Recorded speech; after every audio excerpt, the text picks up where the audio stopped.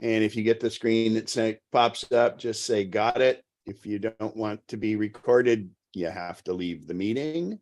But this is where it'll be after the fact. Let me move my stuff over there. Great. And make sure it's coming up. Perfect. It's working. All righty. So let me go into full screen. Okay. All right.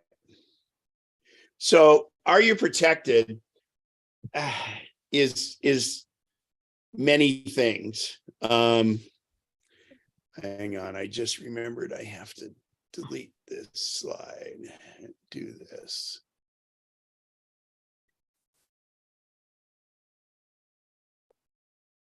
All right. So today we're going to talk about, are you protected? And it takes on a few different paths. One is we're going to talk about passwords. We're going to talk about your security. We're going to talk about email. We're going to talk about nefarious websites, those kinds of things, because it's becoming more prolific than it used to be. But I'm also going to talk about backups and iCloud. And I think those are very, very important. And that's a form of being protected. In other words, you're being protected from, say, to current weather, in being in a flood area, making sure you have data that if something happens and your house, goes away. I recently was on a ship that got hit by a rogue wave, and there are people that weren't able to get any of their electronic devices out of their room when their room got destroyed. We'll talk about that. In fact, that's going to be the first thing we're going to talk about, is my trip to Antarctica. It was wonderful, but it got cut short. So I left November. I did 2 weeks up in Iceland, and then 2 weeks later, then I caught COVID in Iceland. Oh. And luckily it didn't hit me until I got back.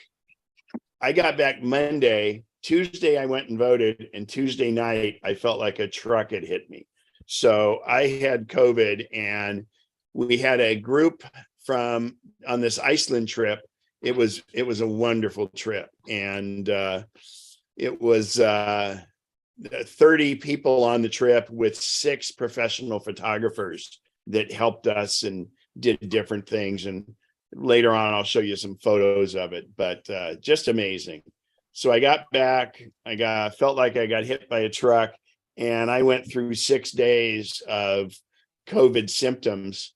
You can use stuff called, it starts with a P, Paxlovid, which would lessen the symptoms. But the problem is there's a thing called rebound, which means that once you're off Paxlovid, it may come back. And I had 2 weeks after Iceland, I had my trip to Antarctica.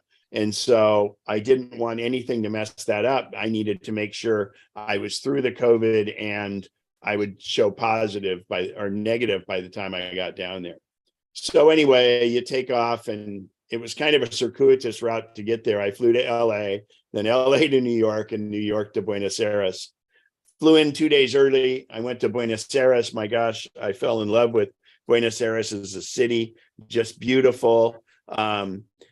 I've been eating a lot less beef than I used to, but Argentina is world renowned for its beef. So I made sure that I indulged in some really, really good beef while I was there in Argentina. And oh my gosh, it was fantastic. And the city of Argentina, they have parks and squares and just a wonderful, wonderful thing. I did a 3-hour hop on, hop off bus to go and see all the sites, and just absolutely wonderful. So from there, the next morning we get on a charter to go to Ushuaia. The Ushuaia is here on the map, and this area is considered Tierra del Fuego. And Tierra del Fuego is this island right here. This is actually an island, it goes up here to the top where the jet is and comes down. And the brown spot or the beige spot on the left is Chile, and on the right, the reddish pinkish stuff is Argentina. So Tierra del Fuego is both countries. And Ushuaia is the southernmost city in the world. And it's very, very far down there. And of course, this is Cape Horn. But there's another little city actually about where the pointer is, and it's called, oh gosh, I wish I could remember the name, Williams something. And it's actually in Chile, but it's farther south. So they want to claim that they're the southernmost city, but they're small enough. So they now have decided that they're the southernmost village, but Ushuaia is the southernmost city. So Ushuaia is pretty neat. It is the jumping off point for all the tours that go to Antarctica, because it's quite a bit south of Buenos Aires. There are some cruise ships that go from Buenos Aires. And when I say cruise ships, I was not on a cruise ship. I was on what's called an expedition ship. It's 665 foot long.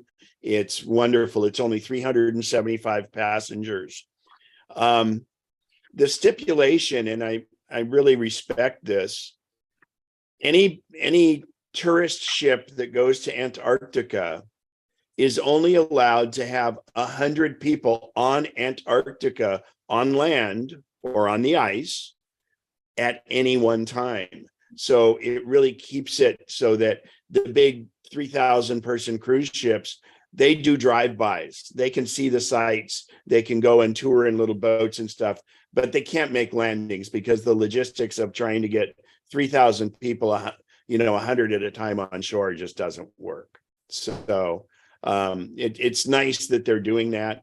I should point out too that the Viking ship that I was on, called the Polaris, they do a tremendous amount of what they call citizen scientific research too, where while you're out on the Zodiac and going around, you collect samples of the water. One of the tests they were doing is the microplastics in the water, and they were analyzing that and things like that.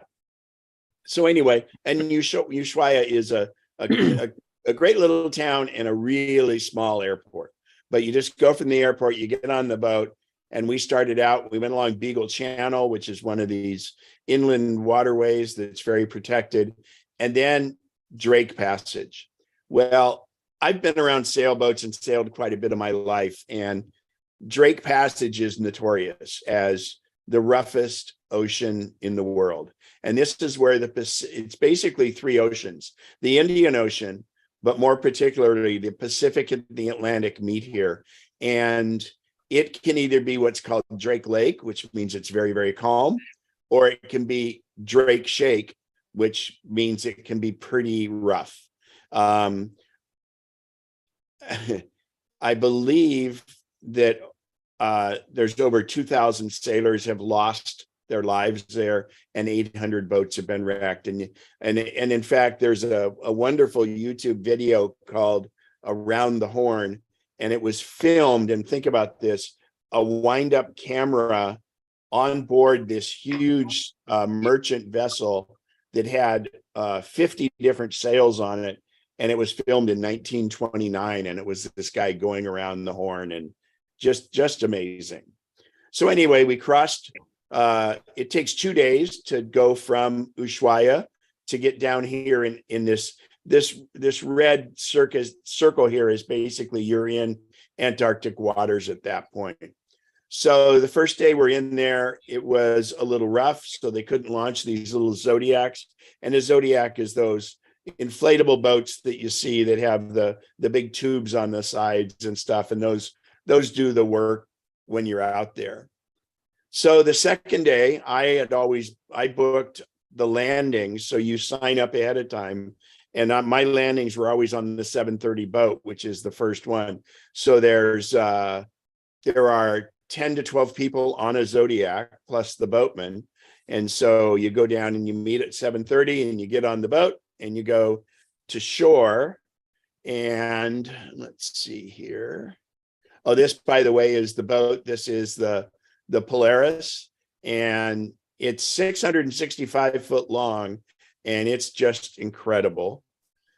the back of the boat, it's kind of James Bond style. This big door opens up, and this thing is called a special ops boat. They have two of those, and those hold 20 people, and they go really, really fast. That is not that you don't do landings on those, though. Those are just for going around sightseeing and stuff. And I should point out that on this ship, there's also two 6-passenger yellow submarines. And on the Polaris, they're named Ringo and George. And on the sister ship, the Octantis, they're named Paul and John. So they're 6-passenger yellow submarines, and then a bunch of kayaks and stuff like that. So anyway, I got to go to shore. This is a picture. I'm on ice. You can see some penguin colonies in the background. And this is about 8 a.m.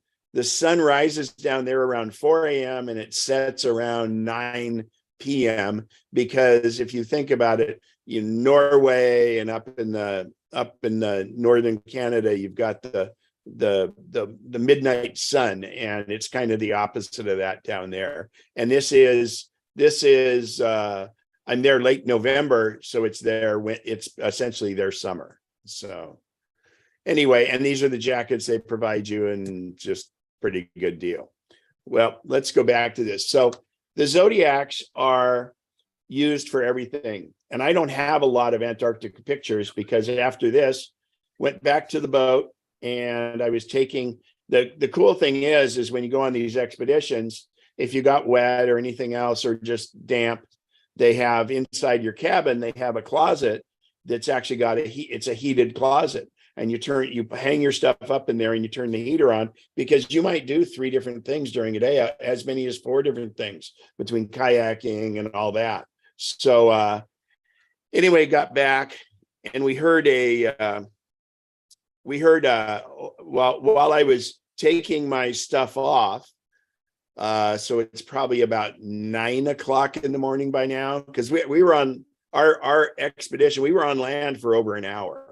And out and back was probably an hour and a half or so.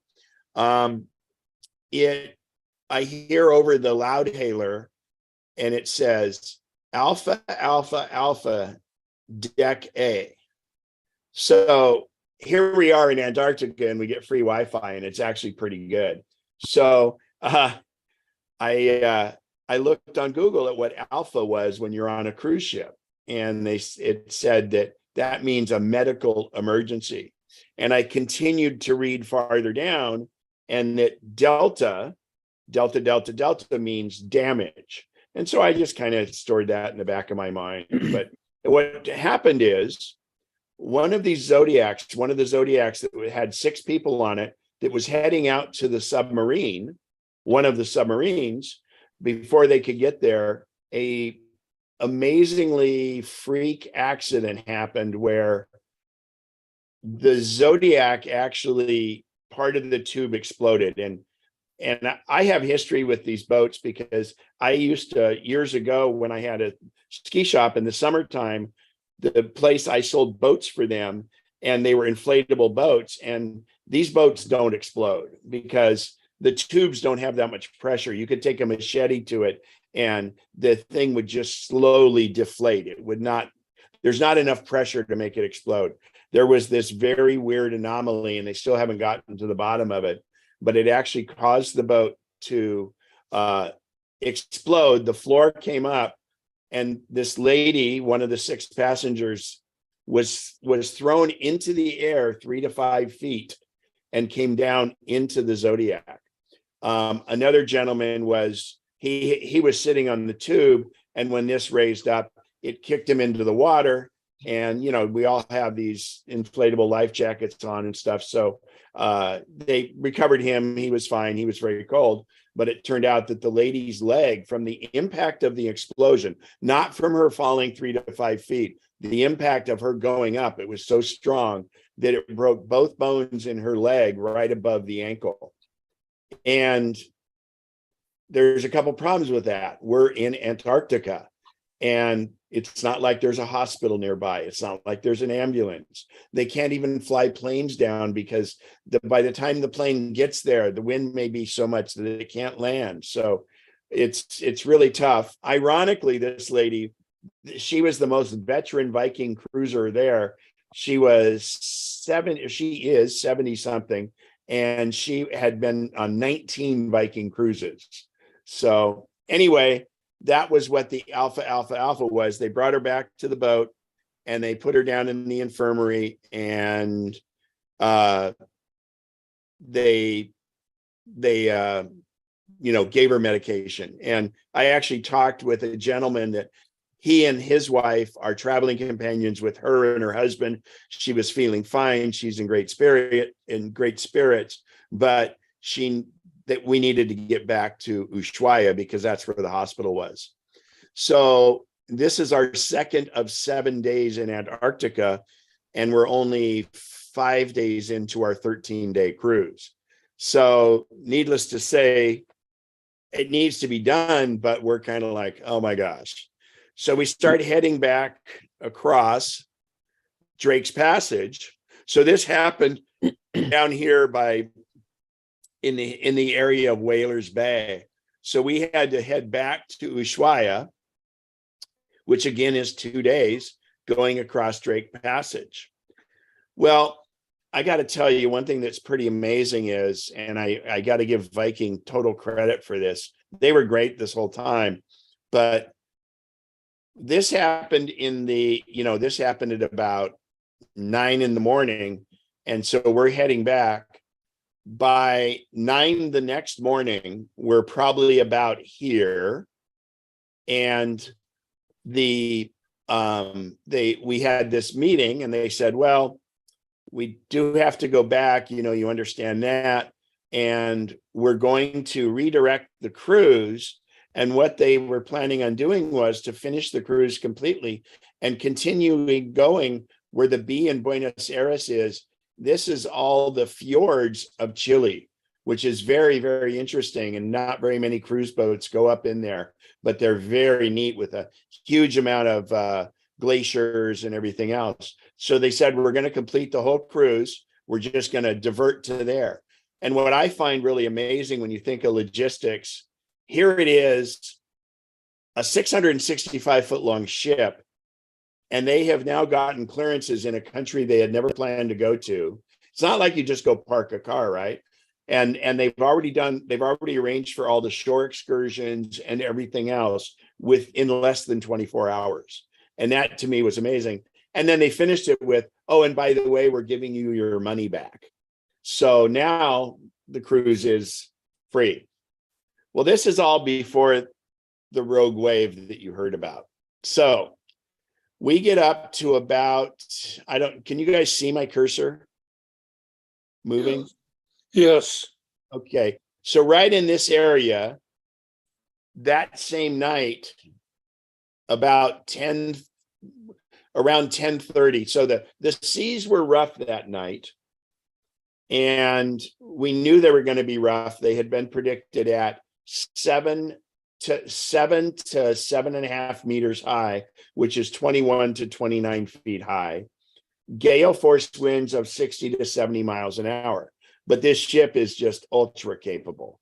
And we were going along, and I get back to the room, and after dinner, and the waves are hitting and stuff. And I've been enjoying these big swells because, again, as a sailor, Drake Passage is so notorious, and this boat was just handling it fantastic. There was in a cabinet was a glass water vase for drinking water, and it was in this cabinet that sits above where I charge my iPad and my iPhone. And actually, ironically, this boat was brand new in September. So they even have wireless charging places on the nightstands. You just set your iPhone on the nightstand, and it's a wireless charger, which is really cool. And they had USB-A and USB-C, so it was pretty cool. So anyway, I said, it's about 10:30 at night, and I'm sitting in bed just with a t-shirt and shorts on, barefooted, and I'm looking at some emails and stuff. And I said, before I go to sleep, I'm going to move that water pitcher because it's above my iPad, my iPhone. So at about 10:40 p.m., there is a wave, unlike any wave. These other waves had been just splashing and stuff. But I'm going to show you where my cabin is. So my cabin is 2028 on the right side here. So those are the windows of my cabin. And I've given you an approximate height off the water here. So there's deck A, then there's deck 1, and I was on deck 2, which is essentially the third deck. So, in fact, Al, if you wouldn't mind, look up a thing, 1929 movie Around the Horn on YouTube, and if you can get a link for that, it's a 37-minute YouTube video that people would probably enjoy, and they can have that later. And if you can't find it, let me know and I'll get it. Anyway, so my windows are over 25 feet off the water line. Well, I'm in 2028 and the water hit my window, and normally water would hit the window and then it would just fall off. The water stayed at my window for at least 2 seconds, which indicated that this wave was very broad. In other words, it had a lot of water mass behind it. And it's kind of like, wow. And at the exact same time, there was the ship itself, and you got to remember it's pitch black out. The ship, basically, it was almost like somebody had hit you and T-boned you. There was this punch, this pop, that felt like it actually moved the ship. It didn't make it lean or anything. It felt like it moved it over. It was an impact that most people were sleeping, and it woke everyone on the ship up. So anyway, I say, well, okay, it's time to move that vase because I don't want it. I said, that's enough. I'm not going to wait till I'm actually going to bed. I'm moving it now. And I move it over to the trash can right next to there's a plastic trash can next to the desk. And I put it in there because that way, if it falls over, it'll be fine. Well, as I'm doing that, I'm barefooted and I'm in ice cold water. And it wasn't from the vase. Somehow, and I'm just going amazing that I have water in my room. Not a lot. I'd have to say it was a couple gallons is all. But when you're barefooted and you're on carpet, it's kind of a shock to the system. So I immediately went over to the window, and you can see these windows. These windows are almost floor to ceiling. And in fact, this center bar where it is, that the top window rolls down. And when it goes down, that's actually like an armrest, like slightly above what a balcony railing would be. And it's a really neat setup. Well, what had happened is, because that water had so much pressure, it'd be like holding a basketball at the bottom of a pool. You've got a lot of pressure because there was so much water that hit the boat. The water worked its way in around the top window, and it was still dripping when I went over to it. And at first I thought, man, did I not close that window? And I checked the button. Sure enough, the window had been closed. So it was still dripping. So I went into the bathroom, and I got some towels, and I put them down on the floor. And I'm like, man, that's crazy. So just when I got done with that, I hear, help, we need help, from the corridor. So as many of you know, I did mountain rescue and ski patrol for many years. And those of you that have been in, nursing and emergency situations, sometimes you just get, like, when something like that, you get clinical about it. Time starts to slow down and you kind of get into your training. And I said, oh my gosh. So time slowed down. I went over to my cabin door and I opened my cabin door. And when I opened the door, the hallway, the corridor, has 3 to 5 inches of water in it. And there's a little bit of debris. But the most weird thing is I see a light brown slipper, a moccasin style min slipper that looked brand new, and it's floating along the water towards the back of the boat. And it was kind of like, wow. And when I opened the door, this 3 to 5 inches of water, the water starts flowing into my room. So I immediately shut the door, and I said to myself, I go, you know what? If I'm going to go help somebody, I'm no good to anyone barefooted, because obviously there's some damage. So I immediately pulled on my wool socks, and I have some boots that are my hiking boots are 8 inches high and they're waterproof. So I popped those on really quick. And while I'm doing that, over the loudhailer, you hear Delta, Delta, Delta, deck 2. And so only because I'd read that before was that meant damage on deck 2. And of course, I'm on deck 2.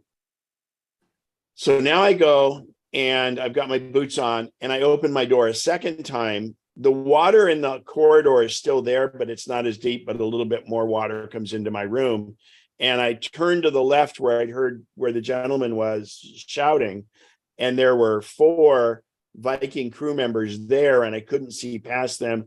At this point, I don't really know there's any damage or anything. So I said, I'm here to help if you need it. And they said, no. Are you okay? Is there anyone else in your room? And I said, no, I'm the only person in the room.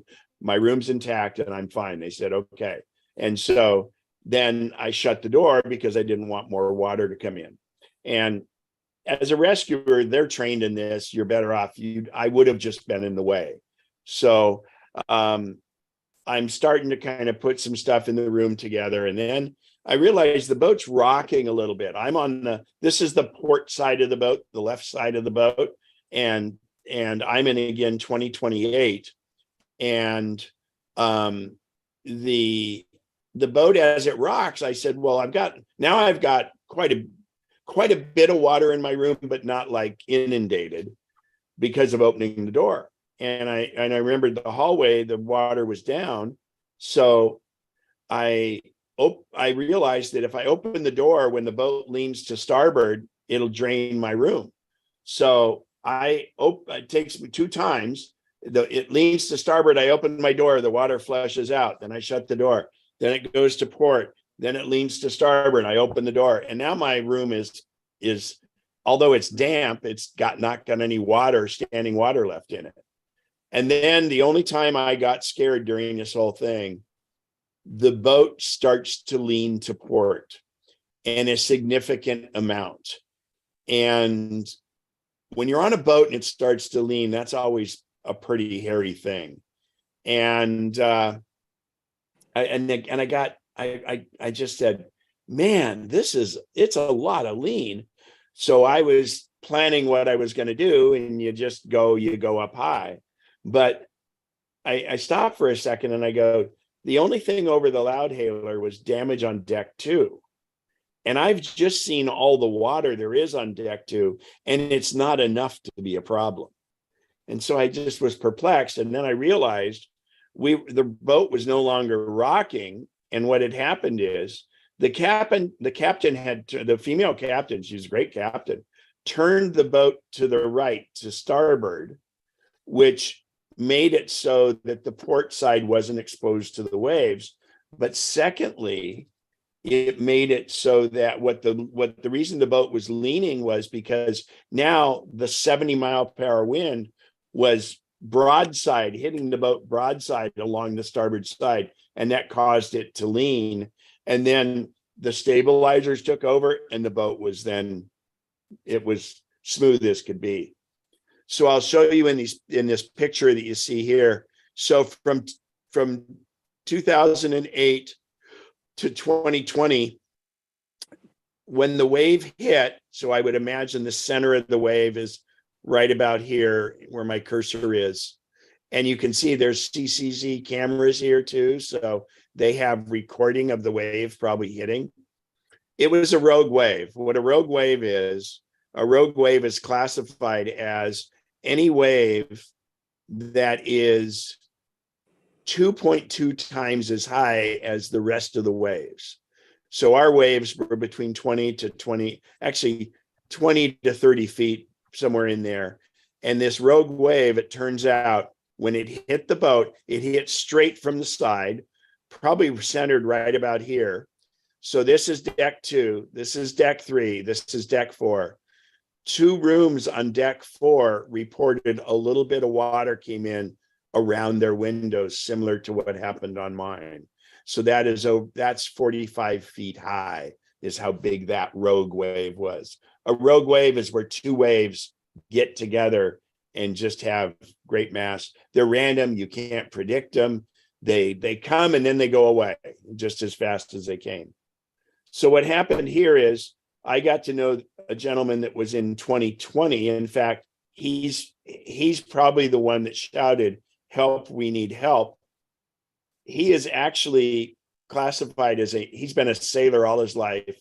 He's classified as a master seaman for 500-ton boats and smaller. They do it by how big the boats are. So he knows his stuff, and he sat on boards of inquiry and stuff. And he said that when the wave hit, the impact, that punch that we had, he actually thought we'd been hit by another vessel our size. That's what he thought because of that impact. But what happened when the wave breached their window, the water starts to come in the cabin, and I couldn't understand why this happened. But he said, first off, the rooms are not airtight, but they're almost airtight. And if water's coming into your room, it has to displace the air. And he said that it caused his ears to pop because the air compression. And then what happens is all the cabinets and all the shelves and everything basically exploded from the pressure. And so he and his wife had to crawl over 4 foot of debris to get outside of it. And that's this debris you see is from inside the rooms when the wave entered. And also even the divider walls between the rooms, they're kind of there. The ship structurally was not compromised at all as far as the structure of the ship. The rooms, these cabins, were destroyed. So what happened is then he and his wife got out with 1 bathrobe between them, and obviously they didn't get their iPhone or anything else. And we'll talk about that later when we talk about passwords. But they evacuated us up to deck 5. So basically from my room forward all the way up to 2000, we were all affected because we had water in the rooms and things like that. There were 26 of us, plus there in I think it was in 2018, if I'm not mistaken, 2014 or 18, somewhere in here. Unfortunately, a 62-year-old lady passed away. Her and her husband are intrepid travelers. He was in ICU for a few days. He's okay, but it was blunt force trauma from the cabinets and all that stuff. She was asleep in bed and never woke up. So she went very fast, but it's other than a few stitches and bumps and bruises, those were the only 2 major injury or fatality from it. And anyway, so they evacuated us up to deck 5. Once we're up on deck 5, they're trying to find, because we can't go back down to our rooms because, first of all, it's structurally it's cordoned off, and they want to do the investigation and all that. And we can't even get our stuff out of the room. I mean, we got out with what we had, and some people didn't have anything. So they opened up the ship store, and they're giving people all these nice Norwegian sweaters and all this other stuff to do it. And when we went up to the top deck, we were in this area up here. It's a big common area.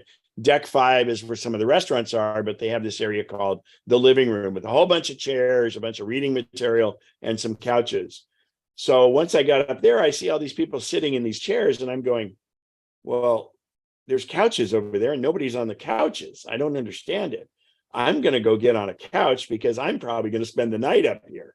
So and so I'm on the couch. I'm not taking the whole couch up, but nobody else is going on the couch, and I just can't. I'm thinking ahead. So they start so they put people, a lot of people were evacuated up there, but they kept the 26 of us that can't get back to our room. They sent everybody else back to their cabins, and now they're looking for cabins for us. And frankly, there was a guy with a clipboard, and I walked up to him. I go, look, I have no problem staying on the couch. Please do me a favor. If you have any couples, give them cabins before you give me a cabin. I know you don't have that many empty cabins. Just please do that. I don't have a problem with it. And it turns out that I was the last one, and they did find me a cabin. So I was up on deck 4 and had a really nice cabin, and that's where we were for a while. Anyway, now we can't do the Glacier Fjords and all that because the boat is damaged. We arrive in Ushuaia the next morning. The Viking had flown a surgeon. So they do have x-rays on the board. So let's talk about the lady. The lady that passed away is not the lady that had the leg injury that started all this. The lady with the leg injury, they had already arranged, they'd x-rayed it on board, and they had arranged with a surgeon in Buenos Aires to fly down to Ushuaia with all the medical, the steel plates and everything they would need to do the repair. And Viking arranged for that. So once we landed in Ushuaia, they unloaded the fatality, and they took the one guy to intensive care, the husband, and then they took the lady in and they started to do the surgery and stuff. So anyway, any questions on the abbreviated voyage? Well, that's a hell of a story, Ken. I am just astounded, and I'm so glad it ended happily for all but one person or two people, that couple. I do have a question. Explain again why the pressure exploded the cabin, cabinetry and stuff, please. So the water itself will do some damage, but what happens is,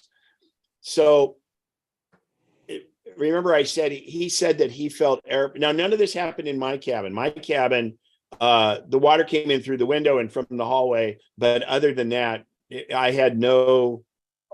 didn't have a quick, strong water breach like the other ones. So if all of a sudden the cabin gets filled with 1/3 of the cabin water, right? Because this wave had a lot of mass to it. So once it broke the window, a tremendous amount of water got into the cabin.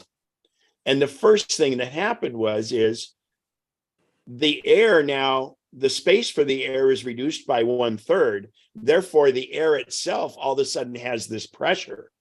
And that pressure just kind of causes things in the mix of that. And the cabinets, they're put together like IKEA stuff. They're very, very nice. They're done Norwegian, and it just, but that and the water causing a little bit too, it just created like an explosive effect. He said, and that it just basically, the closets and the cabinetry. So if you think about it, a shut closet, there's a little bit of air in there. Well, now you've got different air pressure on the outside, and it just, I don't want to say it exploded them, but it made them fall apart, separate would be the best way to describe it. So that stuff is all now in a jumble on the floor, and that's what they're crawling over. And the stuff, so right next to the bed, there's a floor to ceiling. It's kind of like a bookcase type thing. And that thing that got demolished. And again, this water rushing in also exacerbated it a bit. But he thinks it was from the water, the air pressure really caused this explosive. And then the other thing is, remember I talk about the heated locker? Well, this heated locker is a cabinet that has a glass door, it's safety glass, so it shatters, but it's really heavy. And the indications are that in a few of the cabins, it tumbled over onto people. Thanks. So, that's amazing. And were there lights on at all, or was this all in the dark? No lights. Well, if your lights were off in your cabin, it was dark. there were, But the and hallways were lit. The hallways were lit. well, yes and no. They were lit with the emergency lights. Well, what happened is, so the ceiling in the cabins is a facade. It's not structural, because that way they can do work and stuff in there. And it caused some of that to come down. That's why I saw some insulation in the hallway is from the actual hallway in that. So it's devastated. And remember, there was some water that entered on deck 4 and on deck 3. So some of that water comes down too.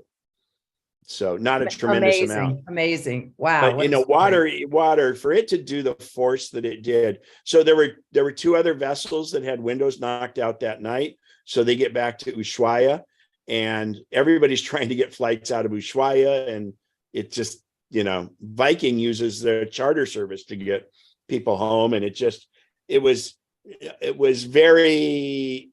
was tough for that to happen. It took days for people to get off the boat.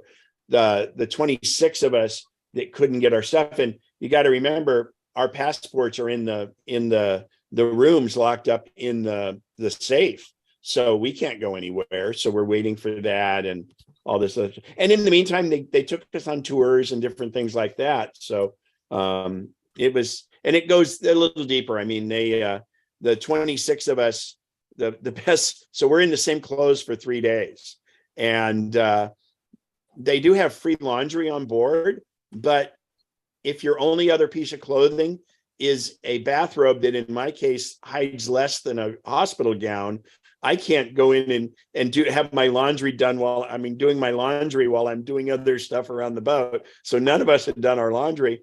They said, oh gosh, they didn't realize that. So they, on the 3rd day, they said, oh, put your laundry out tonight. We'll have it for you tomorrow morning. Do it while you sleep.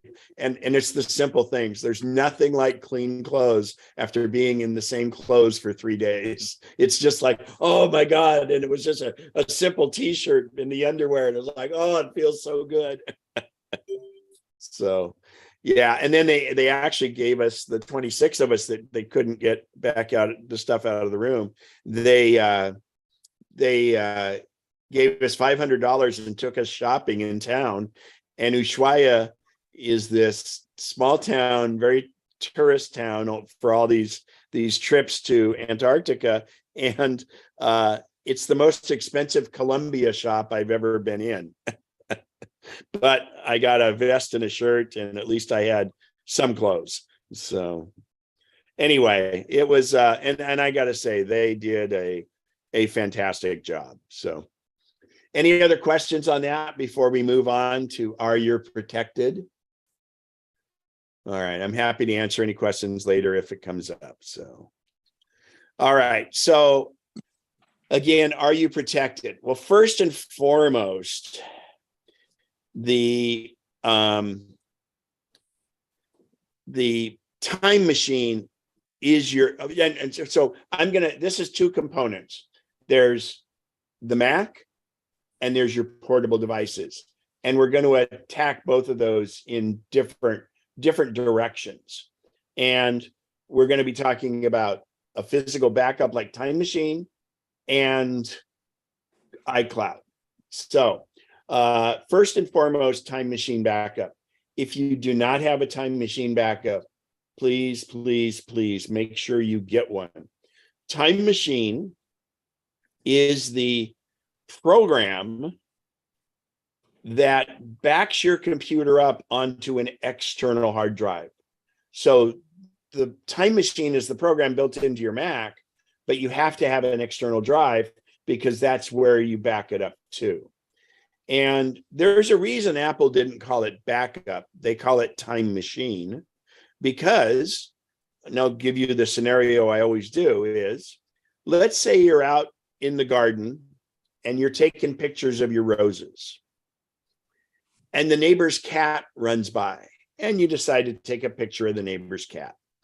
Well, the cat was moving, it was a little blurry. So after about 3 months, you decide, well, I don't like that cat, and it's a blurry picture, I'll delete it. But you keep the pictures of the roses. So you can always reach back in time machine and recover that photo. So in this scenario, let's say another 3 months goes by and your neighbor comes over and says, oh, my cat's missing. And I remember you had a picture of my cat and I need to make a lost cat poster. Well, now you have a bit of a moral dilemma.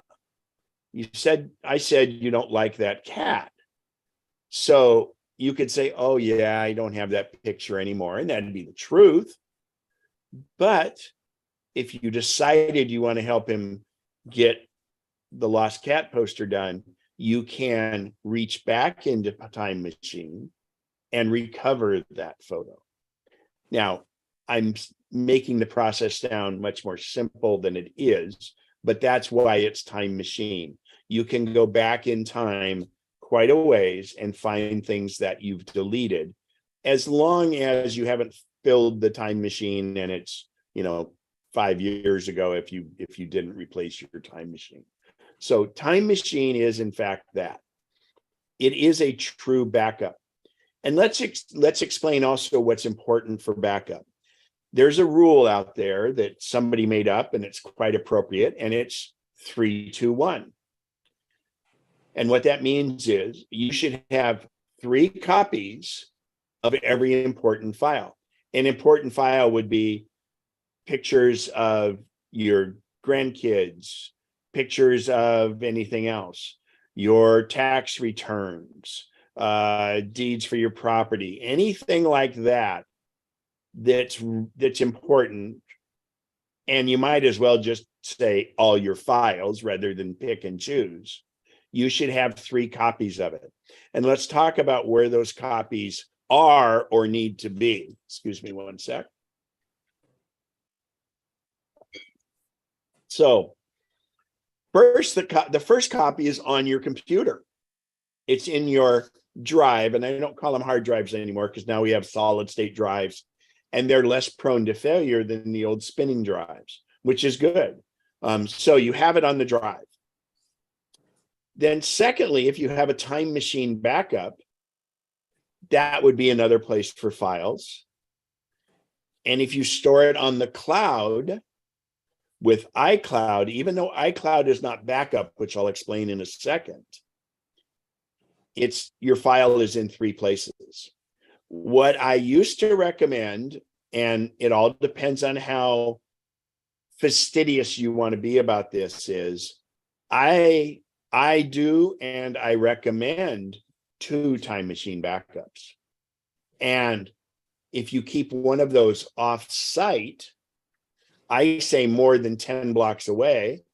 So the reason I say more than 10 blocks away is because if something happens to your house, whether it be fire, flood, or theft, it's unlikely to happen 10 blocks away. And then jokingly, I say, well, if it affects more than 10 blocks, it's the apocalypse and you probably don't care anyway.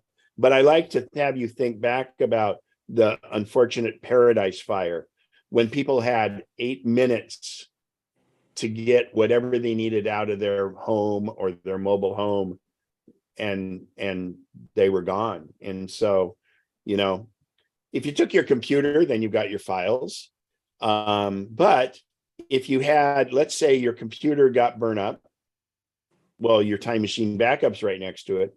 But let's say you had stored your additional time machine backup somewhere else, in a safe deposit box at the bank if the bank didn't burn down or something like that, or the cloud, because the cloud is another place. So 3-2-1 is 3 copies of every file on 2 different types of media. In other words, you have a solid state drive in your computer and you have a spinning drive for a time machine, and you have the offsite.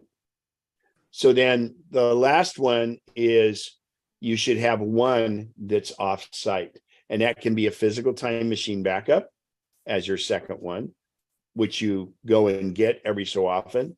Or I think the simplest way now is to use iCloud, and I'll explain that in a second.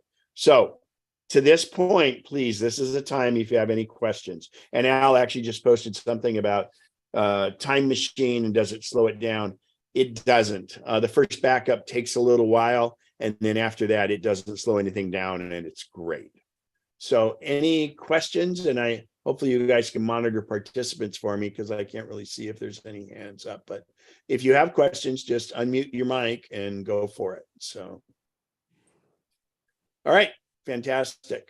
So that's Time Machine, and depending I have on a question. Yeah, go ahead. Does the time machine, is that just automatically backing up? Once you set it up, and if you have an external hard drive, yes, it's automatic. And it's kind of an interesting thing is it will back. So, and the first backup, it backs up your entire drive from inside your computer. And after that, it only backs up new things you've created. And so it's very light on its implementation, and it's incremental backups. And here's the other thing I recommend for that is if you have a desktop machine like an iMac or a Mac Mini, there's no or a Studio, Randy. There's no reason in the world why you shouldn't leave it plugged in all the time.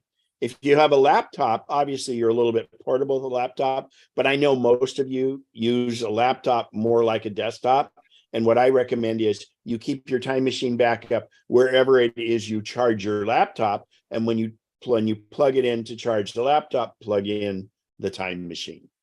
And again, if you leave it sitting there most of the time, just leave it plugged in. There's no negative to it. I have a external drive because I'm transferring data from, I'm trying to clean up my laptop. I got a MacBook Air, and so I'm transferring data. I got an external drive to put a lot of my videos that I saved on there, and I've got only what I have actually put on that external drive. It didn't automatically push everything over.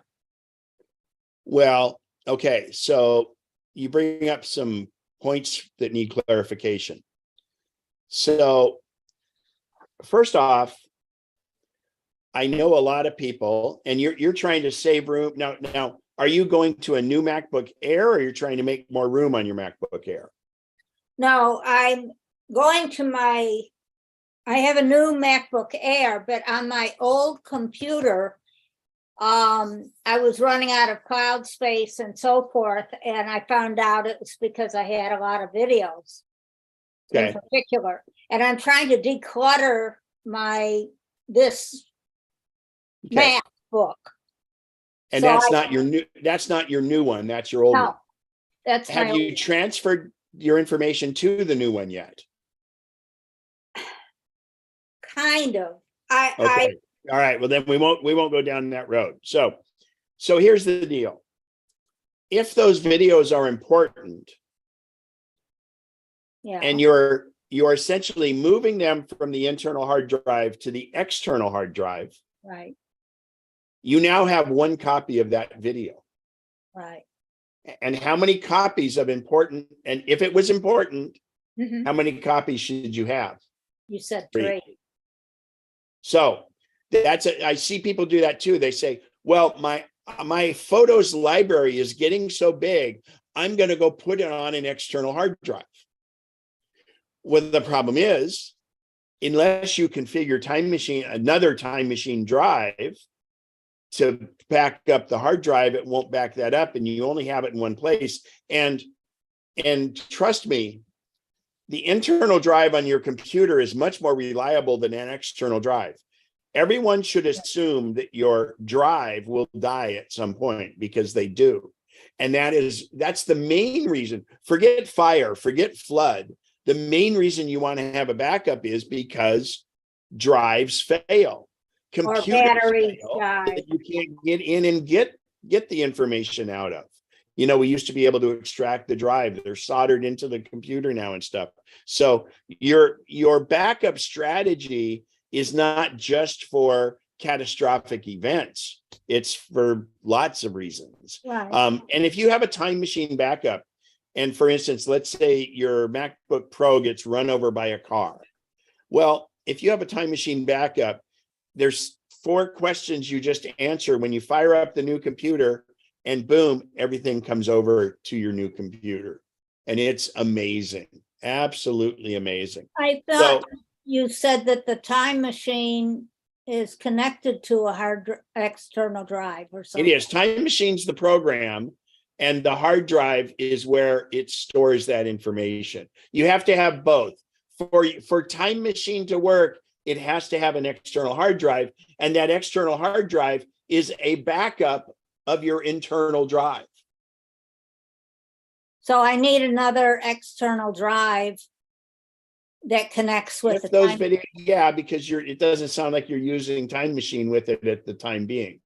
And Al has posted some great links on how to set it up. Apple makes it very, very easy. You plug in a new hard drive and it says, hey, do you want to use Time Machine with that? So, and again, but I can't stress enough is you brought up the point of, and these are videos that you may or may not care about that much. I mean, if it's a video from when your son was 5 years old versus, other stuff that's just videos, hey, that stuff can be very precious.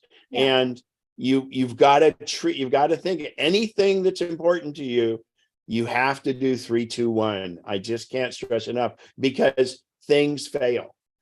I'm losing the battery on this laptop. It doesn't swelling or something. It's swelling. So well, you have some away. other things. You have some other things going on there with the new computer and all that. So that's beyond what this is. If you follow just make sure you get into this protocol. Randy, go right ahead.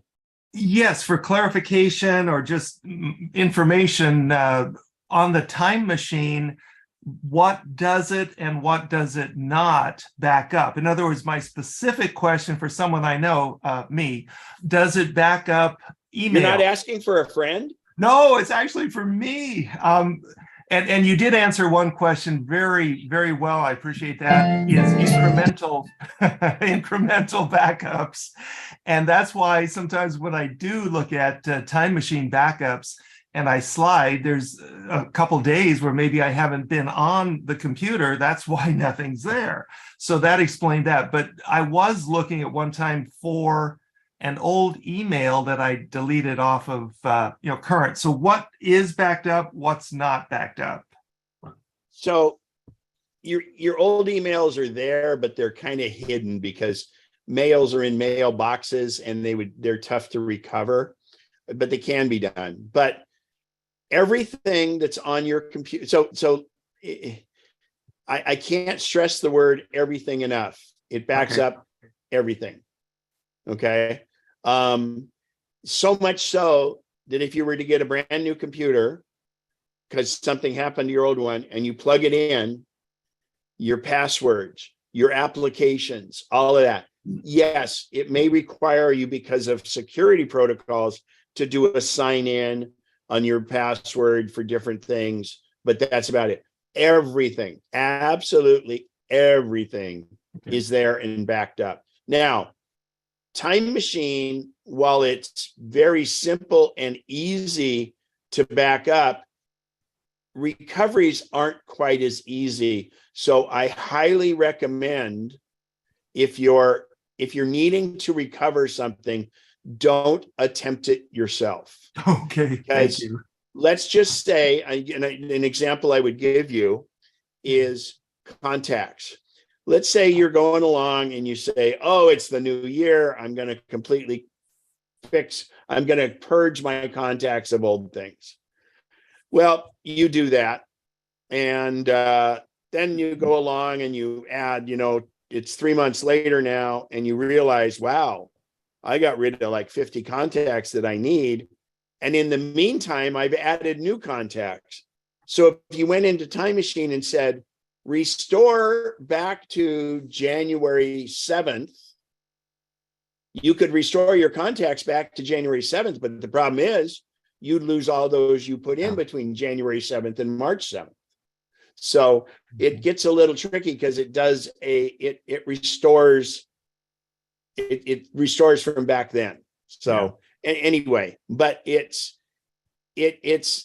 wonderful, and it's incremental backups, and it goes back a long ways. And once it gets too full, it will start deleting your oldest deleted info. Okay. So Time Machine, I can't speak highly enough of it. You can get a 2 terabyte version of the portable drive at Costco for about $70. I highly recommend Seagate drives. I do not recommend Western Digital drives.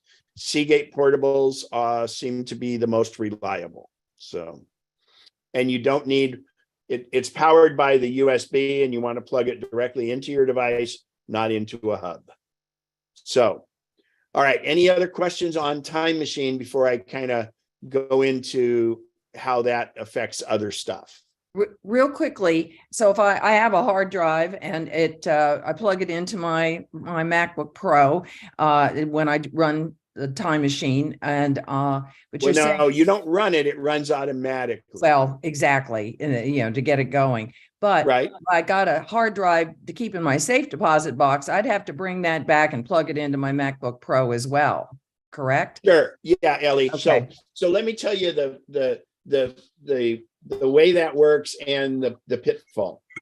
So the way that it works is, once it's set up, in fact, if you have one Time Machine drive going and you plug in a second one initially, if you're doing the second hard drive initially, it'll say, oh, do you want to replace that other Time Machine backup or use both?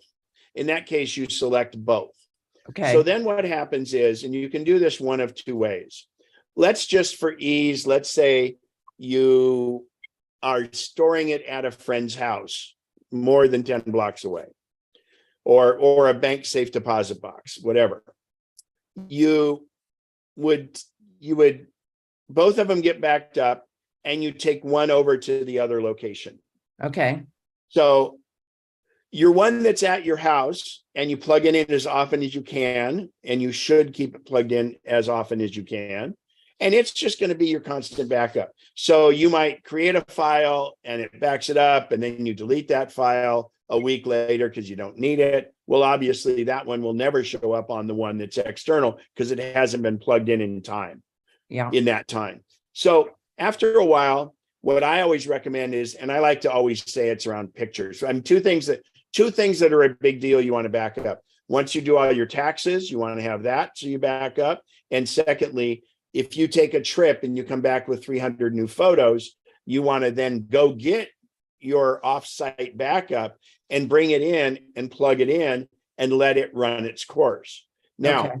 The offsite backup can be where you take it, bring it back, and then take it back there if it's a smaller hard drive.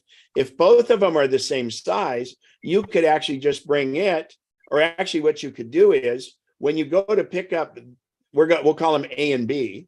So you have A in your computer and your B is offsite. Well, you're going to go pick up B offsite. So you take A with you, drop it there, and bring B back to the computer. Gotcha. And Gotcha. now it's your daily backup. And again, any backup protocol only works if it's convenient, and you will do it. And so you have to think about how convenient it is and how this will work. And if that works for you, it's great. And again, don't be obsessed and say, oh, every 3 weeks I have to get it. Well, if you've been on vacation for 2 weeks and you don't have new pictures and you haven't done don't stress on it. You've still got 2 copies of it. And now with the cloud, you have another location for it, which I'm going to go into in a minute, which makes that other one less critical, but it's nice to have. Okay. Right. I used to say it's mandatory. The offsite backup Time Machine is no longer mandatory. And then the caveat, the one pitfall is, so Time Machine will pop up after a while and say, you haven't backed up for 13 days. And you go, well, wait a minute, I got my Time Machine plugged into my computer. Well, what do you mean? And so you look up there and it says, yeah, it backed up today at 11 a.m. Well, that's telling you you haven't backed up when really one of them has been backing up, but it doesn't differentiate. It just says you Okay. haven't backed up for a while. So that one off site, if you haven't done it for 3 weeks, it'll tell you you haven't backed up for 3 weeks, but that's just so you know it. Okay, All right. thanks.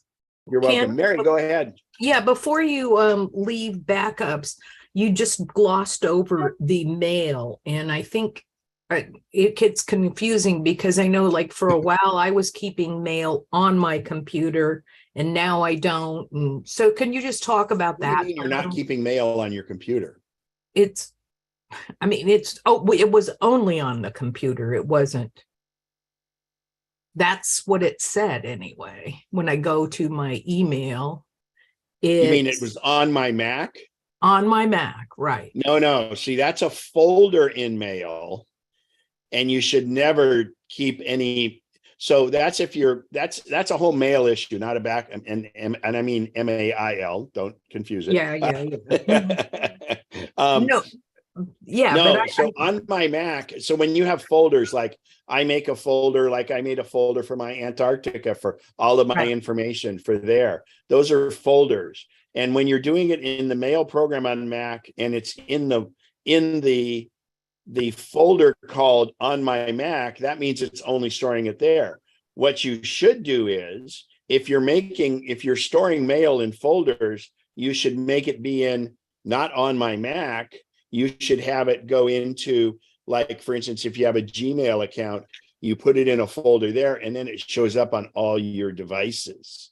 that's actually what happened to me. I switched over, but on that topic, so when I went back to look through Time Machine, the stuff that was on my Mac, Well, that's the question. you went to look in Time Machine, and that's the problem, because a mailbox is closed.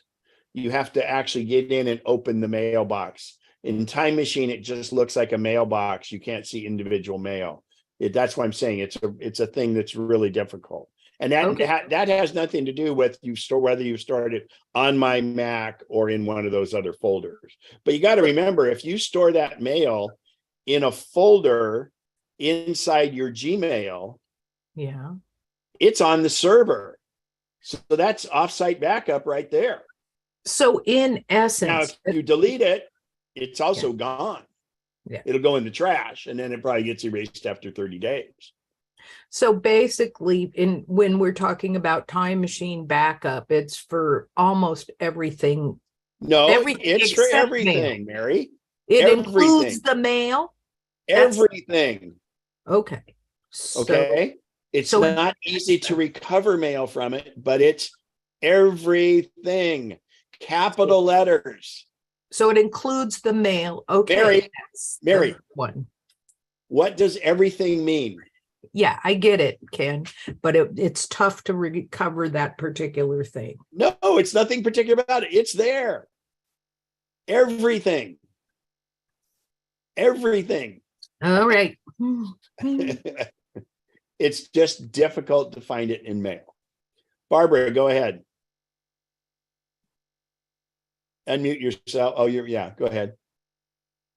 Barbara, you had a question? Barbara, are you muted? Raise your hand again, Barbara, and let's see if you can hear me. Hit the raise hand again. She's not muted. Yeah, Barbara Moore.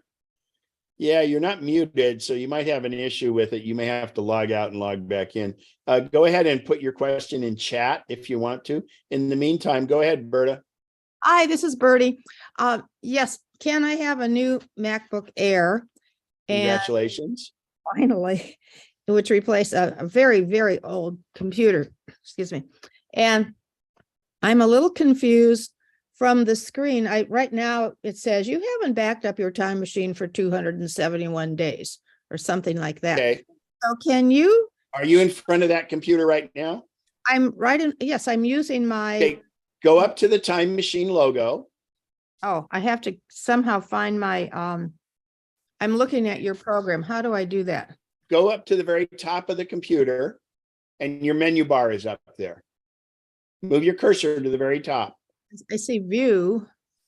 Go, no, on the right-hand side where the date is, Oh, now I see it. Okay. Go. look for the clock that's counterclockwise. And when you click on it, Back up now, enter time machine. no, what's it say above that? Well, it's in gray, latest backup today. That's all grayed out. Well, doesn't matter. Okay. You can't select it, but it says latest backup was today. So that means you have a backup hooked to your computer. But like I explained just minutes ago, that it says it hasn't backed up in so many days. That's the other backup that you have that's probably offsite or an old one you don't use anymore. Oh, well, my son bought an Ethernet to help with the That transfer. has nothing to do with anything. Okay. So should I select backup now after this class? No, it's backed up this morning. Okay. Do you have a second external drive? Well, I thought that was the Ethernet, which is now unplugged, but that was used with the transfer. Maybe that refers to that. Okay, well, it means there is some old time machine backup you haven't backed up to for a long time, but it also said it backed up this morning, so you know you're good on the current one. So at some point you can get rid of the old one if you don't want that message to pop up. Oh, okay. Even though All it's right. it's in light gray where I can read that. It's because you can't click on it and do anything. It's just telling you information. Okay. Thanks, Ken. Yeah, if there's nothing to click on there, it's just information. And it might say backing up, so you won't see that date. So, Thank you. all right, Barbara, hang on. We got Barbara Moore's question. When you want to back up to your offsite external drive, you need to do a safe eject. So yeah, ejecting the drive is something that it's always best to go to Finder and eject the drive and do it that way, so you don't get this ominous warning, but it's not a huge deal like it used to be. I always just recommend people don't seem to reboot their computer often enough. So the easiest way to do it is shut your computer down completely, then change your drives around and then reboot the computer, because it's amazing the things it fixes on your computer. Kind of like maybe that your microphone's not working, Barbara. So anyway, and you could log out of Zoom and turn Zoom back on and see, because we show that your microphone is unmuted. So you could go also to your little microphone in Zoom in the lower left, and you can try things there, but that hopefully answered your question. So, all right, moving on. So this is a picture of iCloud settings on the Mac, and I'm going to do iOS later. And again, for the Mac, iCloud is not backup. It is sync only. And what that means is, so let's talk about contacts for a second, because that's the easiest way to visualize the difference between a backup and syncing. So if I create a new contact on my iPhone, it goes up. None of our devices talk directly to one another, unless you're doing AirDrop, which is a whole nother thing.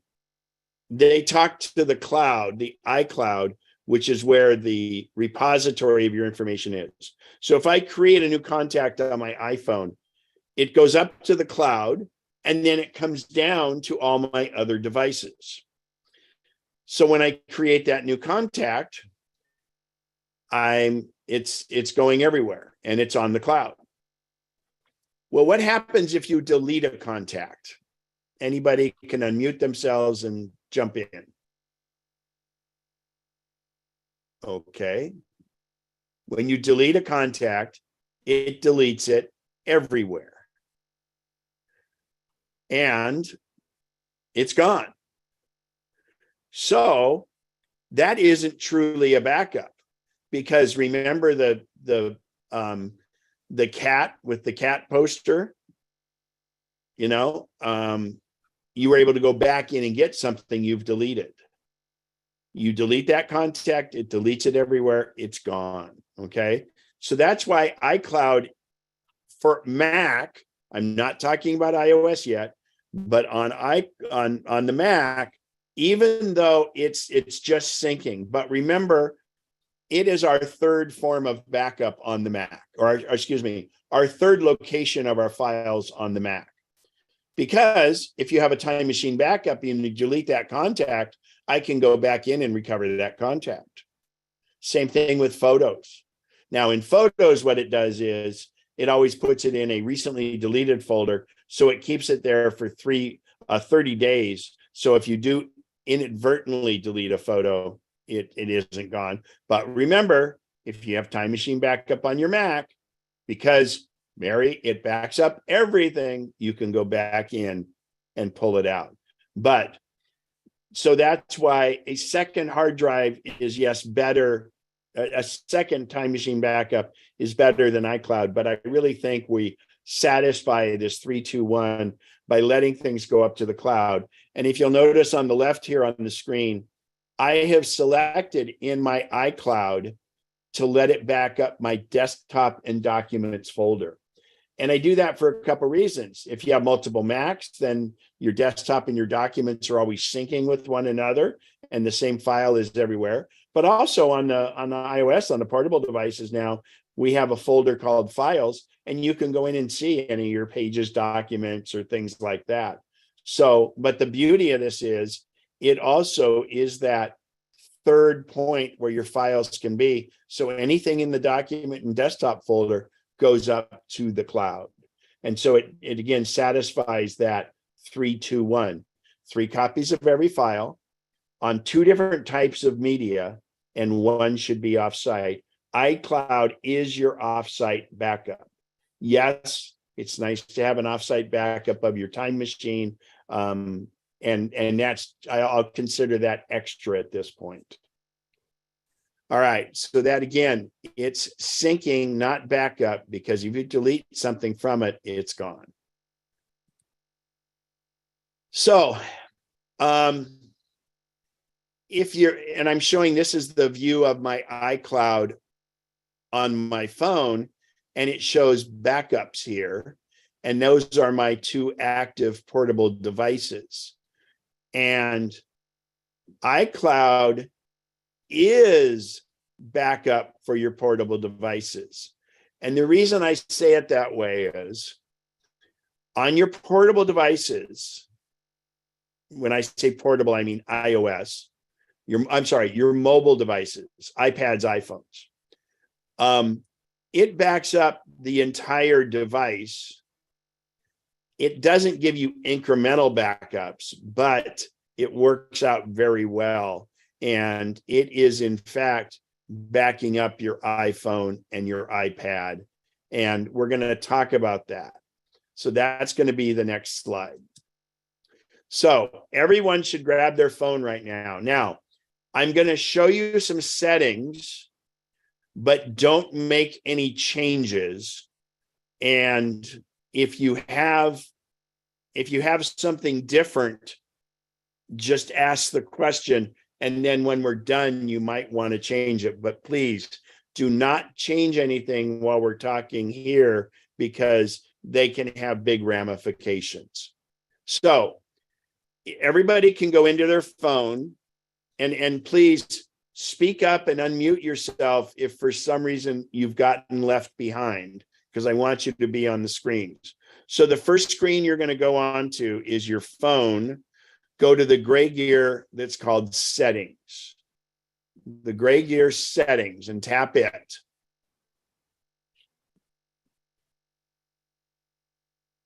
All right. If you're not there, unmute yourself and let me know. Now, in the settings screen, the very first thing should be your name. Tap your name. And then you should have the screen just like I have on the left. It should say Apple ID on the top. Is there anybody that's not there? Please let me know. Again, I'll go back. You go to Settings, the gray gear. In Settings, you tap on the first item, your name, and then you get to the screen you see on the left. All right, I'll assume everyone's there.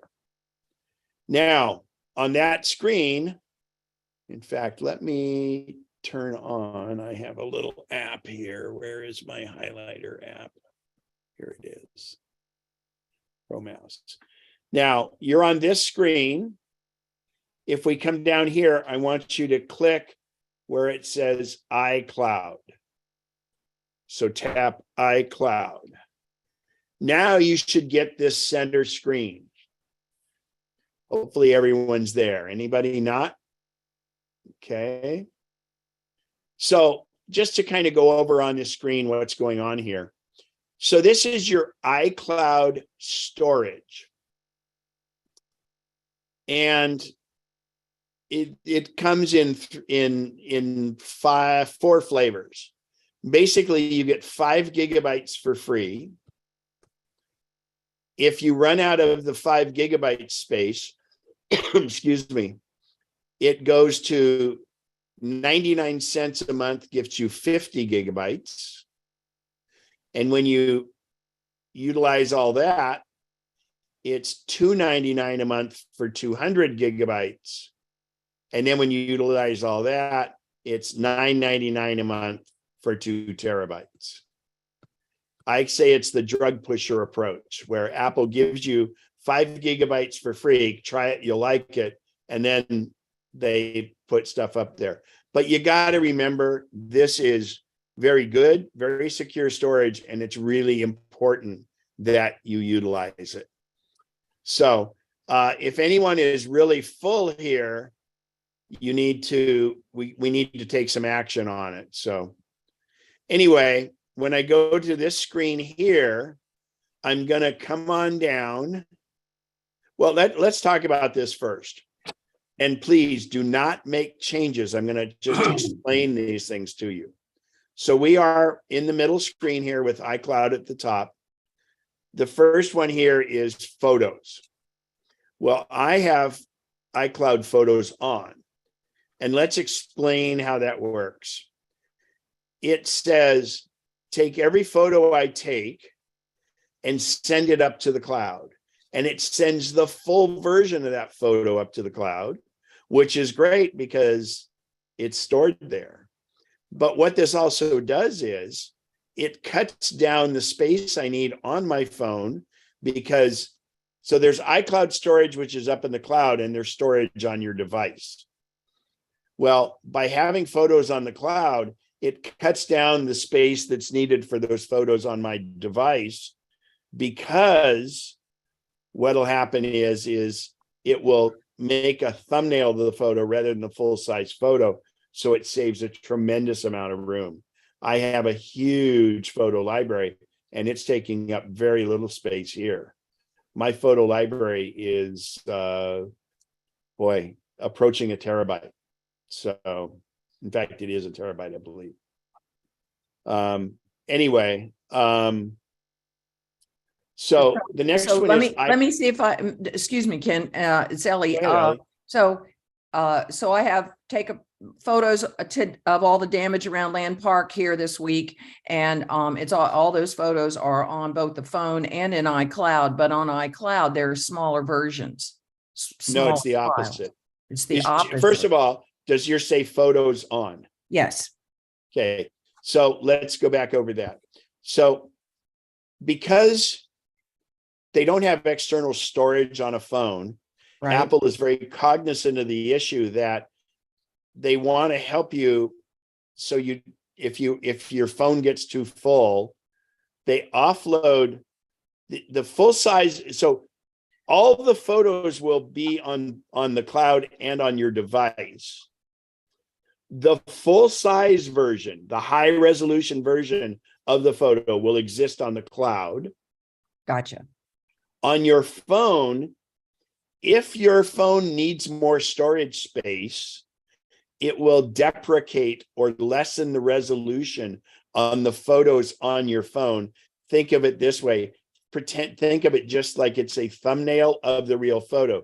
You see the photo, but it's not a huge file because it's trying to save you space. And it actually dynamically adjusts as you have too full of space. If it's full of not just photos, if it's full of like voicemail messages, or it's full of videos on messages or things like that. In other words, it dynamically adjusts by how much free space you have. And if you have extra free space, it won't deprecate the photos down smaller. It's only if it needs to. Oh, And here's my. what happens though. Let's say you have a photo from 3 years ago and you go to look at it. Well, your favorites, it tries to keep those in full size. Newer photos, it'll keep full size. But if it's an older photo, when you tap on it, it will maybe take just a second before you get full resolution, because it actually reaches up to the cloud and says, oh, go give me all Oh. the full resolution of the photo. So you may see it kind of change on the screen from kind of, oh, that's not very good, to, oh, that's really good. Okay. Now, if I delete a That's how it photo on works. my So phone, in you other had words, it, you had it the opposite. I did, and I understand now. But if I delete one of these, say 2 of these 6 photos that I took on my phone, it's deleted from the cloud as well, correct? Okay, so I'm using the term everything. I'm also using everywhere. The only time you would, if you have photos on the cloud on your iPhone, your iPad, everything, Right? if you delete it in one place, it will delete it everywhere. And Okay. it's very similar. The way I like to explain it to people is think back about contacts. It's pretty easy to visualize contacts. If I delete it on my phone, it deletes it everywhere. If I change someone's phone number, it changes it everywhere Right. on contacts. So roll that right over to photos. If I go into photos and let's say I crop somebody out of a picture, it's going to crop that person out of the picture everywhere.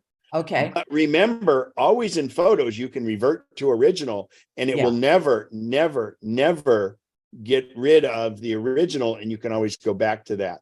But Okay. if you delete a photo, it will delete it everywhere.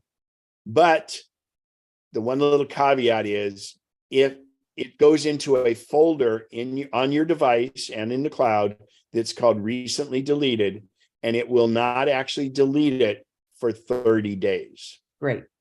Okay. So it I got protects it. you. No, and I think that's important. So then rolling right along to the next thing called iCloud Drive. And if you remember on this screen, I talked about iCloud Desktop and Documents folder. It does the exact same thing with your files. It will store them on the cloud, and you can view them from the phone, and it can actually reduce the size of the file too. And when I say files, I'm talking about a Pages document or a Word document or anything that exists in your documents and desktop. Now on my phone in this column, it's Ellie again. It says right there where it says iCloud Drive, where you're highlighting, mine says iCloud Backup. Is that because I have an older No, iPhone? that's farther down. Oh, well, and not And on you mine. might be on an, you might be Oh, on I see iCloud Drive farther down. yeah, Okay. so you might be on an older OS. Are you not on iOS 16? I am not yet, but I need to get on there, I think. Yeah, 16.2 is good, but anyway, but this still exists on your phone. I but see it. it's I see it. I in a found little it. It's- different spot. No problem. Thanks. Okay. Ken, So, yeah. Roy has his hand raised. Okay, go ahead. His hand raised.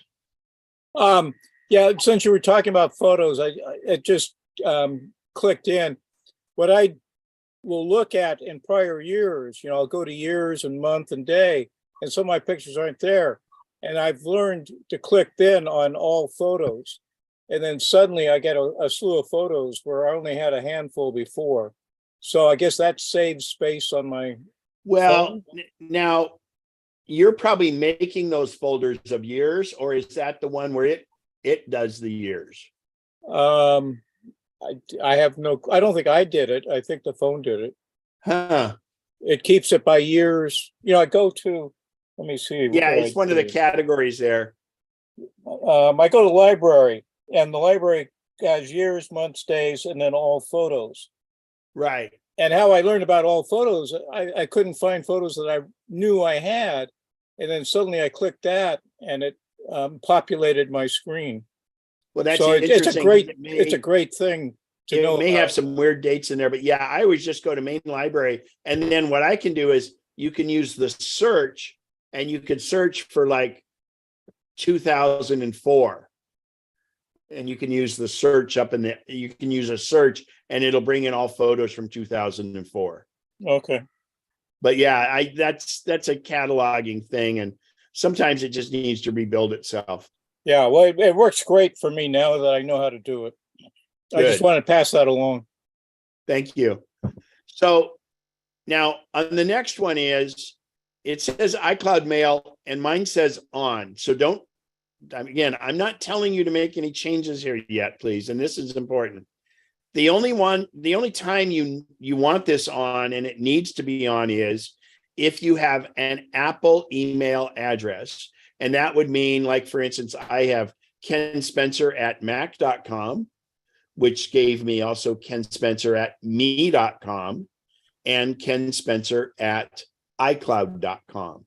So if you have any of those three suffixes on your email, you would have this on, but don't worry about it here because you're probably checking it in mail anyway. But if your Apple ID is, let's say it was KenSpencer@gmail.com was my Apple ID, I would not have iCloud Mail on. Okay. So this doesn't really have to do with your cloud storage. This just has to do if you're in fact not using the Apple Mail program. This has to do if you actually have Apple Mail, and you would know that because it would be something at mac.com or me.com or iCloud.com. Is that clear? Should be. The next one's really important, and Ken, can I ask you a question about that? Sure. You said only if you have the Mac email. I used me.com. So I have mine on, but my wife uses Gmail. So should she not use? She wouldn't have this on because this, Okay. yeah. Okay. And it just, it's a little misnomer because they call it iCloud Mail. So it's only for somebody that has the Apple Mail accounts. Okay. So the next one used to be broken into, in the previous OS, it was in passwords and it was in keychain. So let's talk about passwords and keychain. Keychain. I'm going to describe keychain. First of all, there are people out there that use LastPass, Dashlane, other things like that. And I no longer recommend those. If you have it and you use it, go ahead and continue. But Apple's is so good and so secure. But if you're married to the other one, go ahead. But Apple's is so good. So what a keychain is where your passwords are stored. And the way I like to describe this to everyone is, let's pretend like you own an apartment complex. And every apartment is keyed separately. And yes, of course, there's a master key, but let's forget about that for a second. So down in the manager's office, there's a box that's locked, and the manager has a key to get in this box, and that box has a key to every apartment. So if the plumber shows up and he needs to get into 3A, they go get the manager opens the key box, they give the plumber the key to 3A, and she closes the box back up.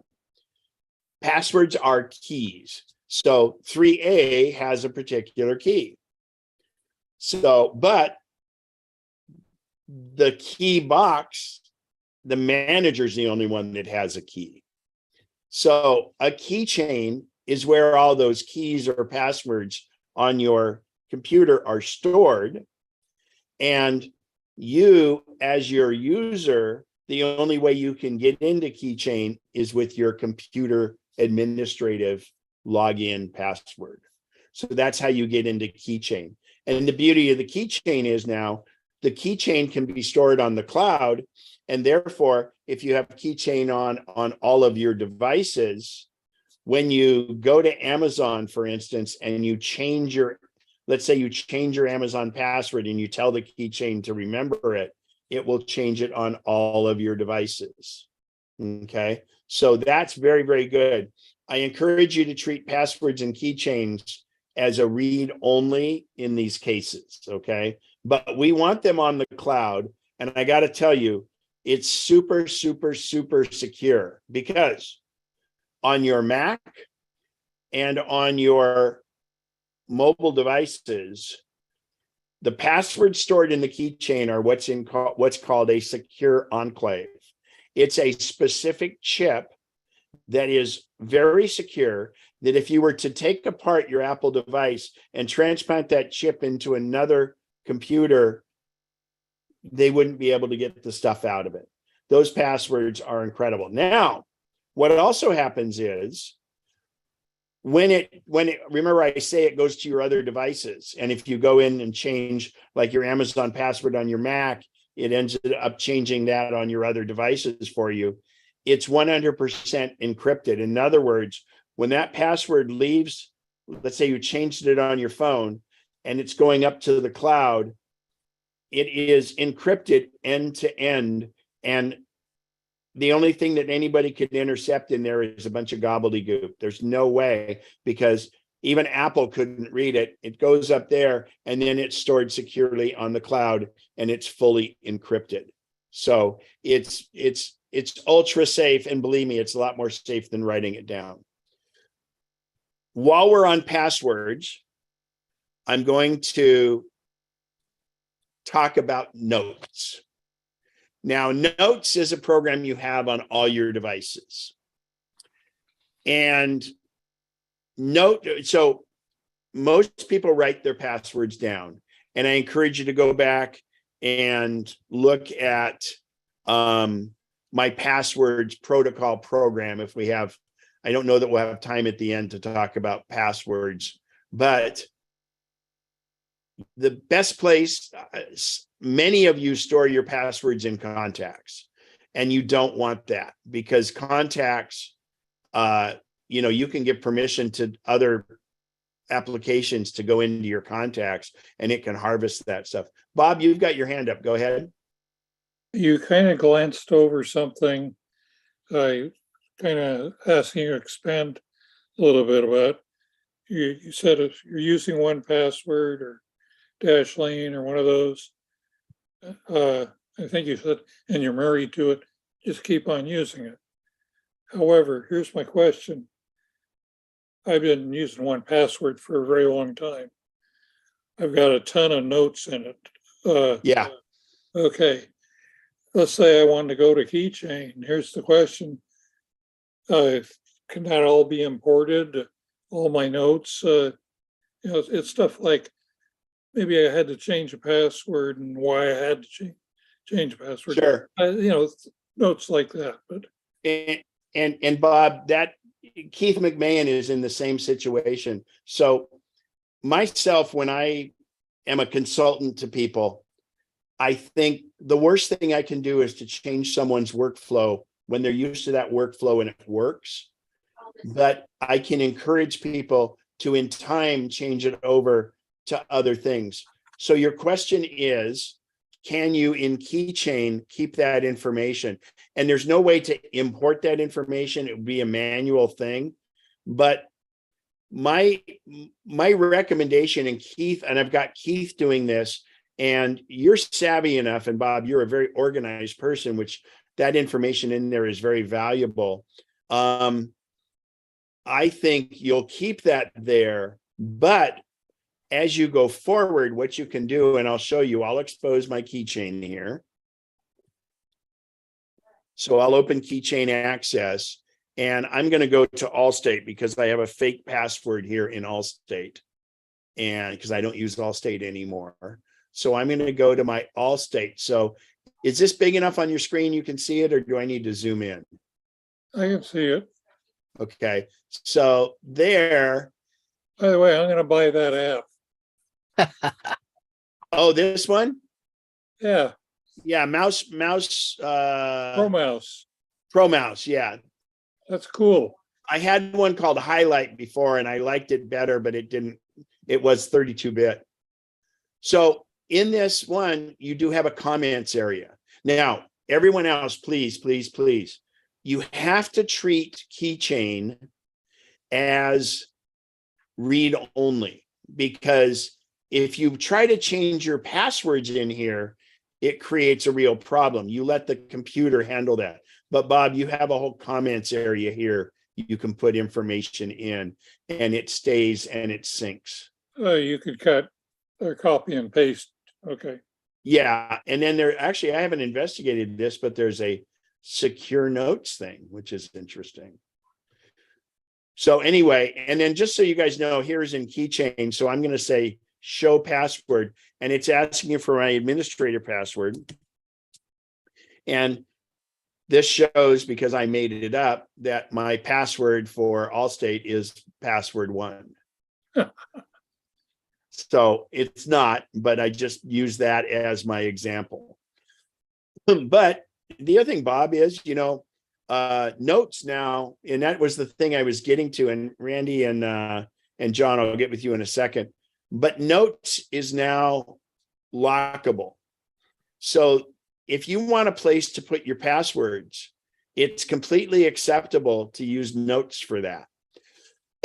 And because each note is completely lockable on its own. And so what I recommend, though, is if you're going to do notes, because this goes across from your phone to your iPad, excuse me, and everything else, and then you can lock the note. And when you lock the note, the password I recommend you use, because you don't need another password, is you use the same 4 or 6 digits that you use to lock and unlock your iPhone, because you're not likely to forget those. And that way, if a family member, you get sick or something, they might know the passcode to your phone, they would then have this. So even though it says password, you can make this a passcode. And of course, on your iOS device, and once you set it, it only locks that note. And then the nice thing is, on the phone and stuff, your Face ID or your biometric thing will unlock that note. So you can put all you want down here, and this is a good repository. Don't make new notes. Just keep all your passwords in a particular note. So, and Bob, I think, it's a pain to bring all that stuff over. So it's however long you want to do it. But I just really think Keychain has become so good, because now it even remembers stuff in apps and not just in Safari. And by the way, I'm going to show you guys one other place where there are passwords. So if I go to Safari and come down to preferences, and it says passwords are locked. So I'm going to unlock it with my keychain. And here, if I go to Allstate, here it is. And I think there might be room for notes down here too. And then you hover over and that's it. So anyway, go ahead, Randy, you're first. And then we lost. Yeah, Ken, thanks. On Keychain, I just want to comment. I totally agree. And I always try to follow your advice. Don't do any modifications in Keychain. However, there are maybe 1 or 2 apps and programs that I come across. One yesterday was Google, that does not Keychain does not pop up like it usually does. Says, would you like to remember this in Keychain? There are a couple apps and programs that don't offer that. So I myself go into Keychain and add the new, in my case, Google password.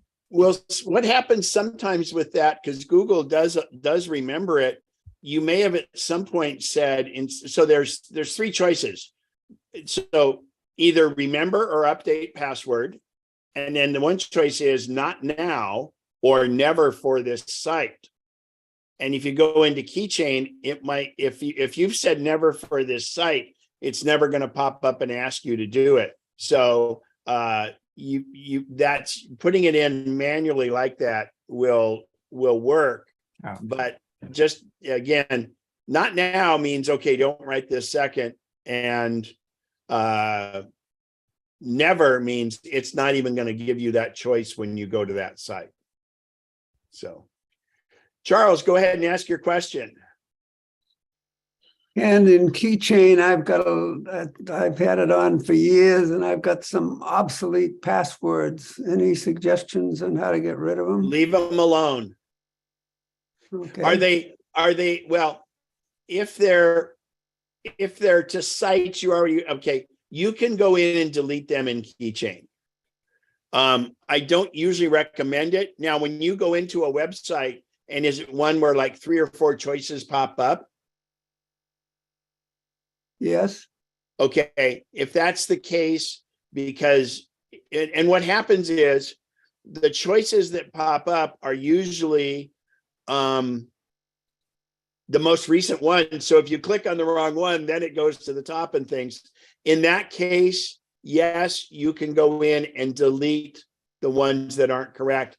And you'll find that some may have a wrong username and some may have an old or wrong password. And just, yeah, you can delete those, but that's, be careful, and only if you're having problems with it doing too many autofills. Okay. Thank you. You're welcome. Good questions. All right. So we've come down and we do passwords and keychain, and you want that on. I'm not going to do show all because there's a whole bunch of other stuff there. But really, this whole center screen we're getting to is because I want to show you on your iOS device how to do iCloud backup. So let's go ahead and make sure everybody is back to this screen. So on your iPhone, go to settings, the gray gear, then tap on your name, the first thing. And then the 5th item, tap on iCloud. And now I want you to tell me if iCloud backup is on or off. Now, if iCloud backup is on, you can tap on it and you'll get this screen on the right side. And we'll explain that.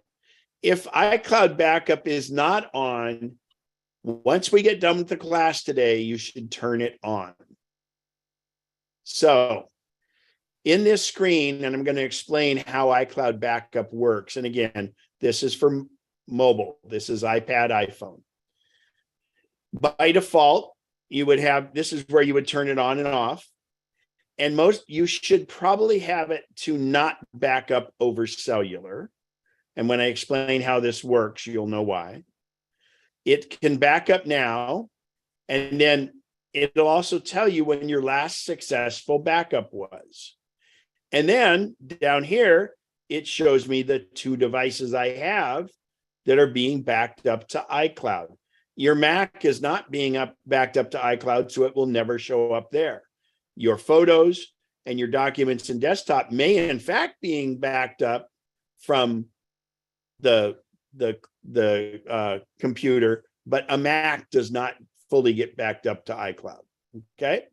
So how does my phone automatically back up to iCloud once I've turned it on? 3 things have to be in place. First, your phone needs to be plugged into power. And the reason that is because backup will take a decent amount of energy. And if you haven't backed up for a while, it's going to use a lot of that energy to back it up. And it wouldn't want to deplete your battery without you kind of going, oh my gosh, it really did that. So it has to be plugged into power. It also doesn't back up until the screen itself is dark. In other words, kind of how it goes to sleep. Okay.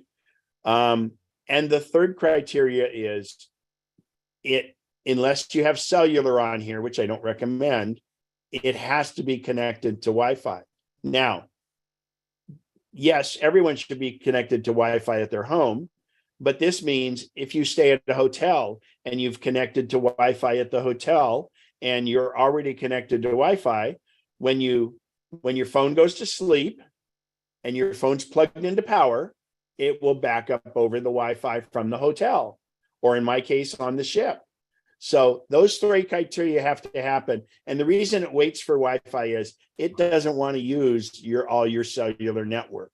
So those 3 things happen, your phone gets backed up. And I highly, highly encourage this, because without an iCloud backup, if you were to like, again, here's where, and I kind of, let's talk about passwords back again for a second, and let's talk about the situation on the ship.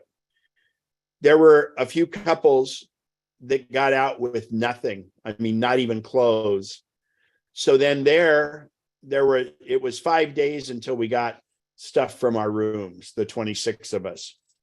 So I had time, because my room wasn't flooded and didn't have debris and all that I was able to take my computer, my iPhone, and I remembered my charging tab cords and everything. So I was very lucky. But they then needed to be able to, so they needed to be able to sign into their Apple ID account. So you know that Apple will give you the choice for a very strong password. And while that's okay if you want to use it, if you go back to my passwords presentation and I show you how to do passwords, I do not recommend that for your Apple ID password.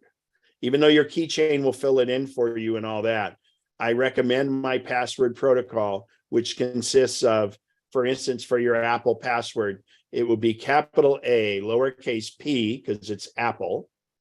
And then say, for instance, MacNexus 1, lowercase, and then a special character at the end. Because in this case, these people don't have their iPhone, they don't have their iPad, they don't have their Mac, they don't even have their password sheet. So if they had an ultra secure password from Apple that they suggested, there's no way they would have remembered that. And they need to log into the computer to check their mail. Or in this case, I would need to be able to log into Notes to get my other passwords, because I'm keeping my passwords in my Notes. Or if you're on LastPass or Dashlane, your master password. So I would be remembering of that. And anyway, but the backup, so the beauty is, let's say that these people's phones went out to sea. If they have a iCloud backup, all they do is they get a new phone, they sign into their Apple ID, and boom, everything is there. So question first is Bev, go ahead. Yeah, I do not show, I have the backup this iPhone with the green showing. I do not have the next section of backup over cellular. There's not a choice. My next thing, Okay, well, backup now. you're not missing anything. Yeah. And I'm on iOS 16, but it's a 10. It could be your carrier, it could just be something else. So Okay. I don't recommend it anyway. Okay, good. Roy, go right ahead. Yeah, I'm a little baffled. I have the backups going, but it says it hasn't. Last successful backup was 1/4/23 at 11:53 p.m. I've had it plugged in, to charge daily. Now it does say the last backup could not be completed because of poor network conditions. Now I know with all the storms and that, there's times we lost our internet, but shouldn't it back up over cellular? I mean, I have T-Mobile. Do you have backup over cellular on? Yes. You show that here? Yes, it's on. Yeah, I would turn that off. Well, you could do it. All you got to do then is just press the backup now button, but you may have had tough cellular connection too. Are you using T-Mobile for your for your Wi-Fi at home also? No, I have Comcast for internet. Yeah, and with the outages and stuff, I just, what you can do is when you get ready, when you go to bed tonight, just hit the backup now button, or you can even do that during the day. Just understand that it may deplete your battery a bit, and it may do that. And just make sure you're on Wi-Fi. I mean, the other thing is don't hesitate to do the hard reset on the phone and see if that fixes it. Okay, thanks. You're welcome. You'll have to show me again how to do the hard reset. Volume up, volume down, and then press and hold the the button on the right-hand side, the power button, until you get the Apple logo. Do All what right. before I press the button on the right? You press volume up, press and release volume up, press and release volume down, and then press and hold the button on the side until you see the Apple logo on the right side. Okay. Charles, go ahead with your question, and then Chris, it'll be you. Okay, on my iPhone, it's a 11. It's all device backups. It says Charles Murphy cell. It gives the number and then in parentheses 3. So I'm assuming, I've had the last 3 phones I've owned. I'm assuming that's what it means. And then right below it has Charles's iPhone, this phone. It does not have my iPad. Oh, wait, you're talking in the backups? Yes, it says all down below backup now. It says all device backups. Yeah, so what would happen is, and you wouldn't do it here, but you'd go into iCloud and you want to delete any of the ones you don't have anymore because they're taking up iCloud space. Okay, thank you. And you do that, if I go back to this picture, let's see here, hang on. Come on.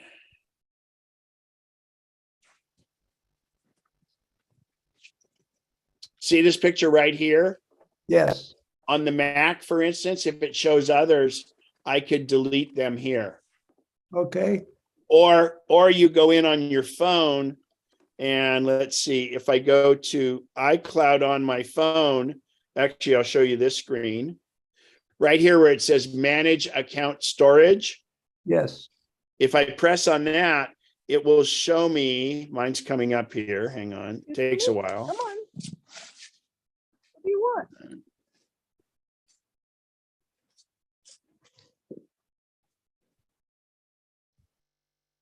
want? When that screen comes up, tap on backups and it'll show your backups. And then from there, you could delete any backup that's not what you want. Thank you. You bet. And I always do that from the phone I'm on because it'll say this phone. And if there's multiple iPads, I'll go to my iPad because it'll say this iPad. And that way you know which one's which. Thank you. Because it carries that name over from your other ones. So, Thank you. Chris, go ahead. I'm curious, when I look at your iCloud, what you have stored, what's using space on your 2 terabytes. Most of your space is used by backups, and then the next is photos. And on mine, I have photos turned on and I have backup turned on. And Okay. on mine, photos takes up even more space than your backups does. And then Right. Because backups- in my case, uh-huh. these are only photos that are on my phone. I do not have my entire photo library on the cloud. Gotcha. Okay.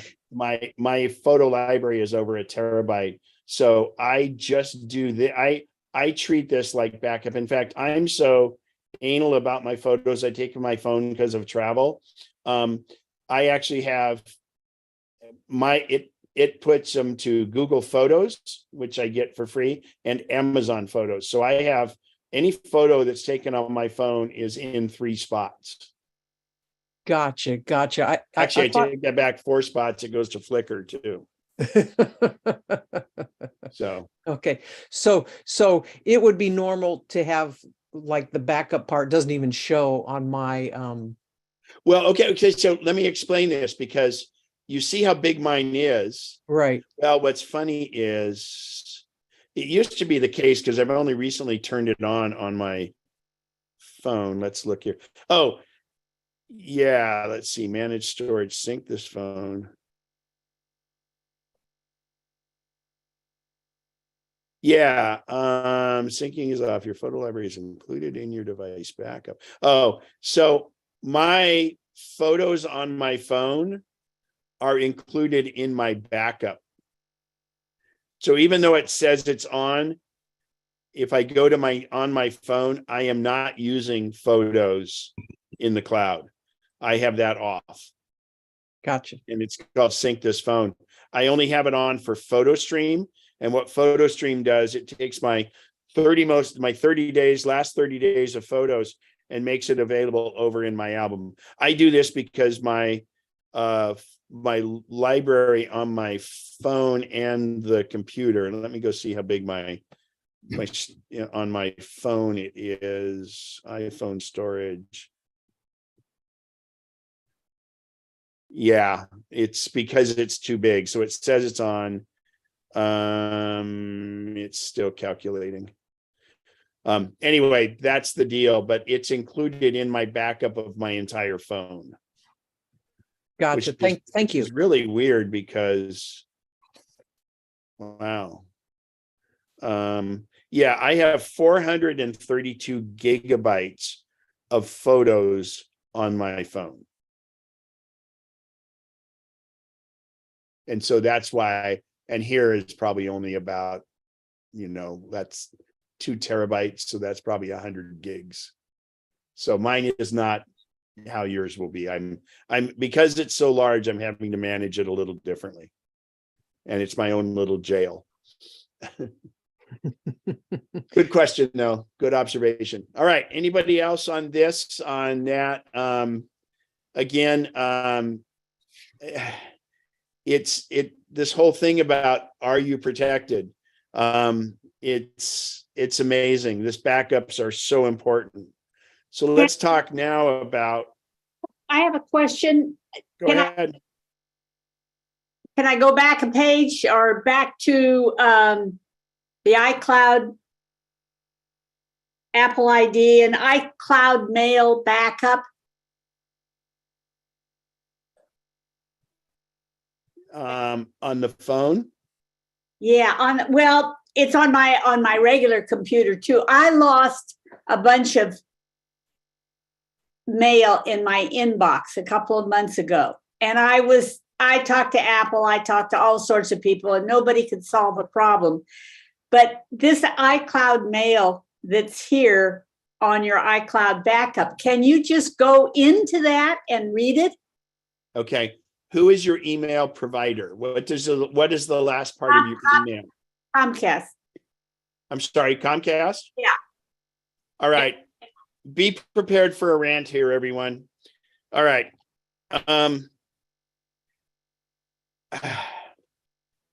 So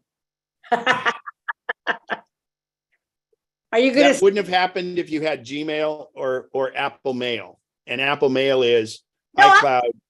Apple. Oh, I have Apple Mail. You said it was Comcast is who your email is with. Provided it to me is what. Okay, let's talk. Okay, great. So let me clarify. So the Apple Mail program is called a mail client. And in her case, it goes out and checks Comcast to bring in your Comcast email, correct? Right. Okay, so Apple is not handling your mail at all. It is simply going out and gathering any mail that's on the server. And this is an important thing. And before I get in the rant, I want to explain how this works. So how mail works is if I send you an email to your Comcast account, it goes to their server. It'd be like me sending you snail mail through the postal service, and it goes to your local post office. And let's pretend like you have a little PO box that is your home address at the post office. Let's say you have a little cubby there, and you have mail delivered to your house. So with Comcast, for instance, if you go to Safari and go to Xfinity.net or whatever it is, or you go to Comcast.net and you go look at your mail, that's the equivalent of going right to the post office and looking in your cubby where your real mail is. And you're looking at their server. But let's say the mailman takes a copy of your mail and delivers it to your house. That's the equivalent of what the Apple Mail program does. It's a client.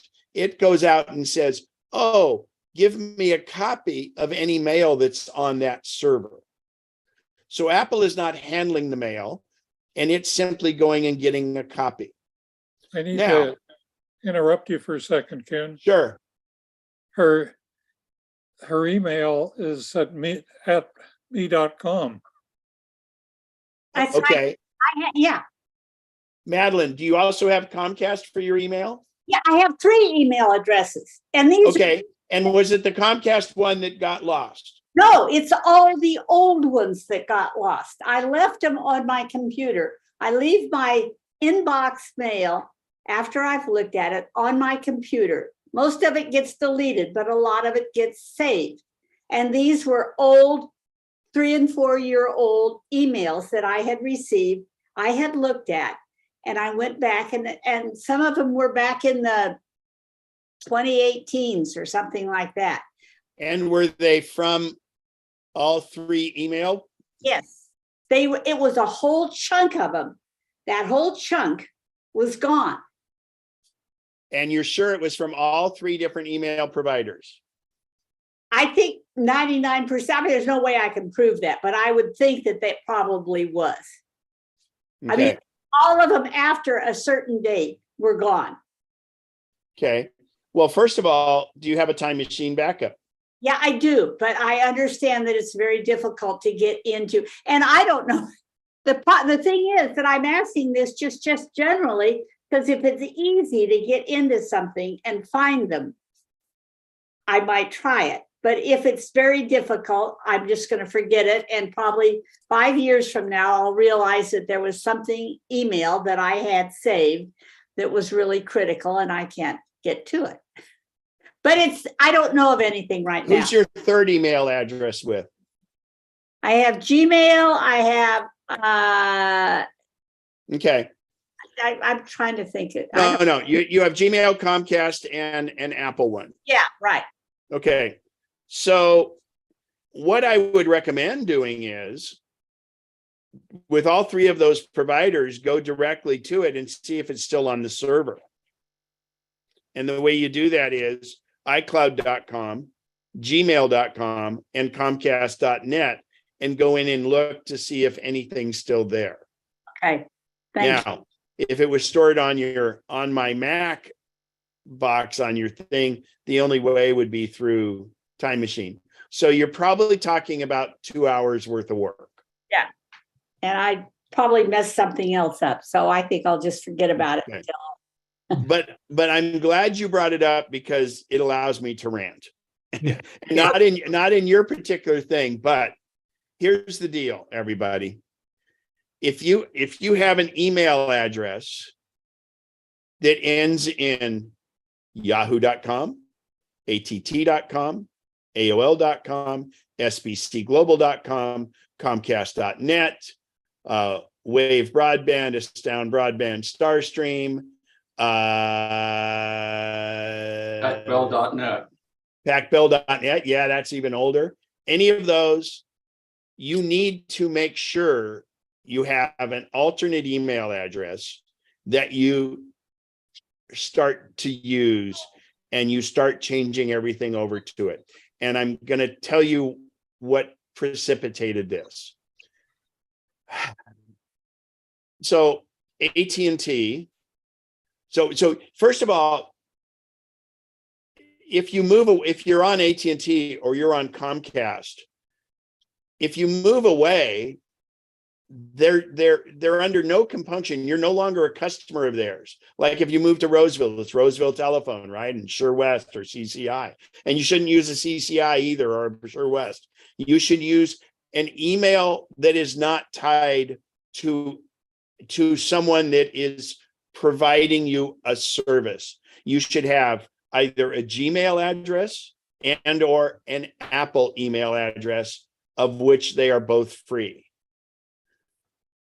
And it's because the problem has stemmed from, I have had numerous people recently that can't log in to their SBC Global or their AT&T because they are just doing some incredibly terrible stuff behind the scenes. And it's just, I'm sorry, it's broken. It's been broken for a long time. I have been preaching this for the last decade to get off of those. They are not your friend.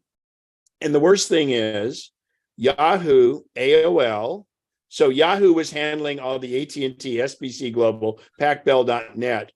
They were handling it. Well, now Yahoo and AOL had their own, are all owned by Verizon. And we all know how great Verizon treats its customers. And now so why would they have any compunction to provide service to you? Because you're not paying them anything. So therefore, you're just a burden. And believe me, these companies hate email service because it's such a burden. And it's not like you can call them and have them fix it. So and it's broken. It's absolutely broken. It's the email that gets hacked the most. You get the most spam. And I'm not saying you need to end it. And that's the big thing, because you'll continue to have it. Just stop using it as your email for anything. You can continue to let the spam come into it. You can continue to check it, but you need to get 1 or 2 Gmail accounts, and or you can get an Apple iCloud account. I actually recommend Gmail over iCloud, and I have both. And I recommend you get like 2 Gmails, one that you keep very sacred. Like, I never give out kenspencer@gmail.com. I keep it very sacred, but I give out my nosken@gmail.com, which I developed. It was for no spam Ken, NOSKEN, and I use that everywhere. And ironically, I get less spam on it than I do on other ones because Gmail has a great spam filter. So you want to have a sacred email and a throwaway, and then you're able to use Apple Mail to check your mail. But the thing is that, and then what you do is you go, when you have time, you go in, and in Amazon, you update it to your new email address. You don't get a new account. You go in and change your email. You go to your Apple ID. You do not change your Apple ID. You just add it as a secondary email address to your Apple ID. You go to your bank. You go to your financial institutions. You get those and you give them your new email address. And at the same time you're doing that, you can update your password if you want, but you don't have to. You don't have to change your password. You're just changing the email that they communicate with you. And when you do the new email accounts, make sure you use a password that's fairly secure. And if you go back over to the video, it's posted on YouTube as far as the passwords thing. So I encourage that because, and I'll give you an example and how this all happened. And this happened decades ago. When I first signed up, so I used to have dial-up when I lived over at Swallow's Nest down by in Natomas. And I finally got Comcast, and I had real internet. And at the time, they had a company called At Home was handling their email for them. So I got a free At Home email. Well, in the meantime, though, I luckily registered kenspencer.com. So I used Ken at kenspencer.com and never gave anybody my at-home address, because after about 2 years, Comcast said, well, we're going to let AT&T handle our email for us now. So everybody lost their at-home email that had it, and they had to change over, even though you could have kept at home. They didn't. In the span of 4 years, in the span of 8 years, people, if they'd done that, would have had to change their email address 4 times. And that's a pain in the butt. And they're saying you got to change it within 30 days. And you've got to fill out with all these other places. You've got your utilities, you've got everything else. So you want to have an email address that's independent of that. And once I got a Gmail account, I've never had to change it anywhere. When I left Gold River to move up to Lincoln, there's no Comcast up here. If I had been using a Comcast.net email address, I would have had to, within 30 days, change it, because once I'm no longer a customer, they're not going to keep providing me quote free email. The other thing is, if you're contacting Comcast and you're trying to negotiate a good rate, or you're going to leave them and you're doing it from a Comcast.net email, they go, oh, we got them. They can't leave us because they've got their email address with us. And so, you know, it's just do this. I can't stress how important it is. I have spent hours with clients trying to get them back on their AT&T account. And the only thing they can do is go into Safari to do it. There's a trick now that we found that you can do, but it's so onerous. And I mean, it's broken. It's been broken for a long time, but it's just finally gotten so bad that we at Lincoln Hills Apple User Group up here, we are not supporting any of those addresses anymore, because it's constantly a problem. So that's the end of the rant. I'm happy to answer any questions. And it's not, I have nothing against those companies. It's the way that they're treating, well, you're not really their customer because you're getting free email because you're not even paying for the service because Verizon has it. And if you're paying AT&T for your service, it's all convoluted. And AT&T doesn't want to handle it because it's a huge suck of resources because of the tech support. And that's why they offload these things. Bev, go right ahead. Yeah, I'd like to go back a little bit about the Apple app server, mail server on my phone. I was traveling in some areas with very poor T-Mobile service, and I was not getting any emails coming into my phone. It was like 4 or 5 hours prior, but I kept getting emails flash across my watch. And I finally went into the Gmail app on my phone, and there all my emails were. Now, eventually, when I got to a place that seemed to work better for connectivity or something, then my Apple emails, my Gmail showed up in the. Yeah, that's not a connectivity thing because your watch is using the same. If you have a cellular watch, do you have a cellular watch? No, just yeah, no. That's not a connectivity issue. That's a phone issue. You should have done first of all, force reset or force quit mail and then bring it back up. But I would do a hard reset on the phone, because if it's showing up on your watch, obviously you're connected because the watch is connected to your phone and your phone is connected. It's getting there, but you weren't getting it displayed. So it was just a hiccup in there. If I went and that happens. Email. Yeah, interesting. It's just bits get scrambled. So yeah. All right, Bird. Hi, it's Birdie again. Ken, I use Gmail for commercial accounts, and for my family, I use the Comcast.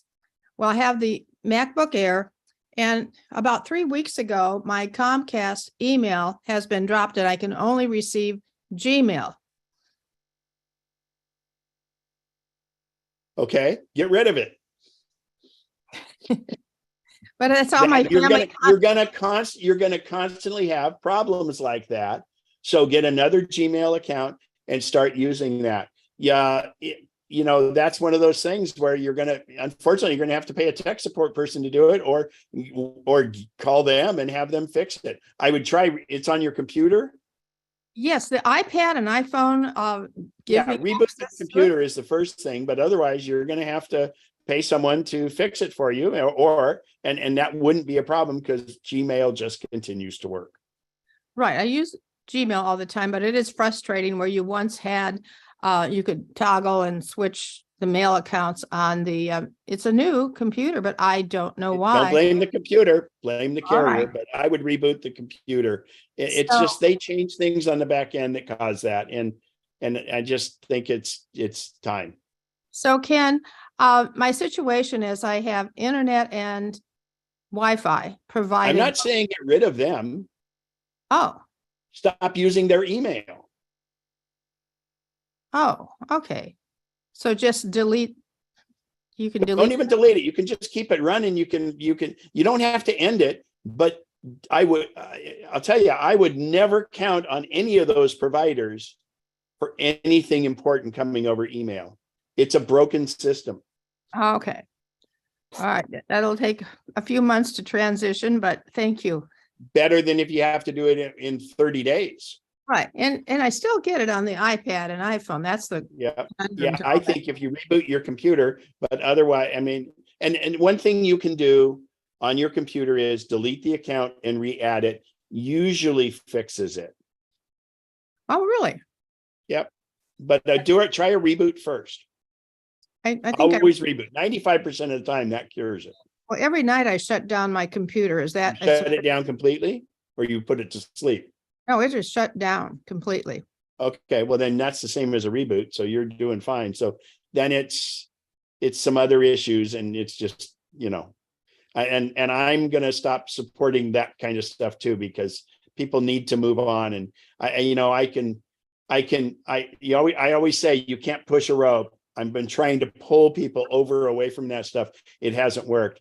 That's why up here in Lincoln Hills, we just said, we're not supporting it anymore because we've given them, 5 years to transition. And if you don't, then too bad, you're left behind. Okay, that'll be a New Year's project. Thank you. You bet. So Okay. Bill just walked away and he has a hand up if he's still there. Yeah, I have a question, Ken. Yeah, go ahead. Going back to the iCloud screen, under Show All, I have a note that says wallet, reminders, and 2 other apps are not syncing to iCloud. What should I do with this? Okay, hang on. Let me get to where you are. 1 sec. Okay. On the iCloud screen. Yeah, I'm looking at it. So those are is, for instance, apps have the ability now to use the cloud to store common data, but also like store passwords and stuff. And you have 2 that are not. Hello? Are you still there, Bill? Yeah. So you have 2 of them that are not. Which ones are they? And what's it say? It doesn't say which ones they are. It just says 2 apps are not syncing into iCloud. Okay. So then on the apps listed below, look for on and off. And you should have them all on. But you may not want messages on. That's up to you. But I wouldn't worry about it. If it's working, I bet it's some obscure app. Okay. Okay. I won't worry about it. Thank you. How Yeah. can I get a contact icon at the bottom of my screen? What screen are you on? Well, I mean, all the icons at the very bottom, like Safari and Keynote and. Are you talking about on your Mac? It's a Mac, yeah. And what's on this? What's on the bottom? Well, all of my icons, email and Safari and all of those, but what's I your can't question? get contacts at the bottom of it. Oh, you don't have contacts down there? No, and how do I get it down there? So I'll show you here. Hang on. Let me go to.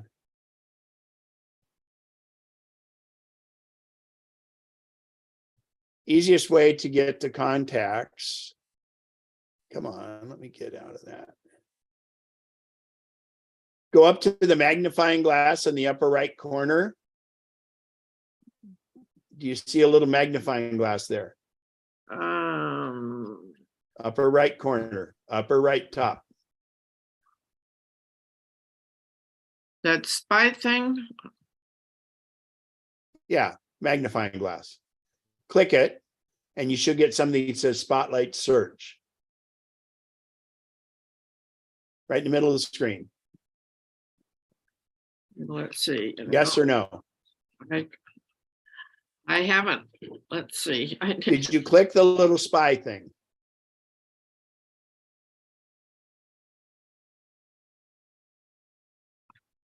I can't seem to get anything on. I still have your get you. I don't know how to get get so that I have that screen. All right, when I'm off the screen here, we'll deal with that. So just ask me when I get off of the screen here, okay? Okay. So I'll finish up this part and then don't let me forget. We'll come back to that when my screen is not there. Okay, so moving on to, are you protected? This happened just a couple days ago. My nephew's wife appeared to have sent this email to me. Sunny Spencer's her name.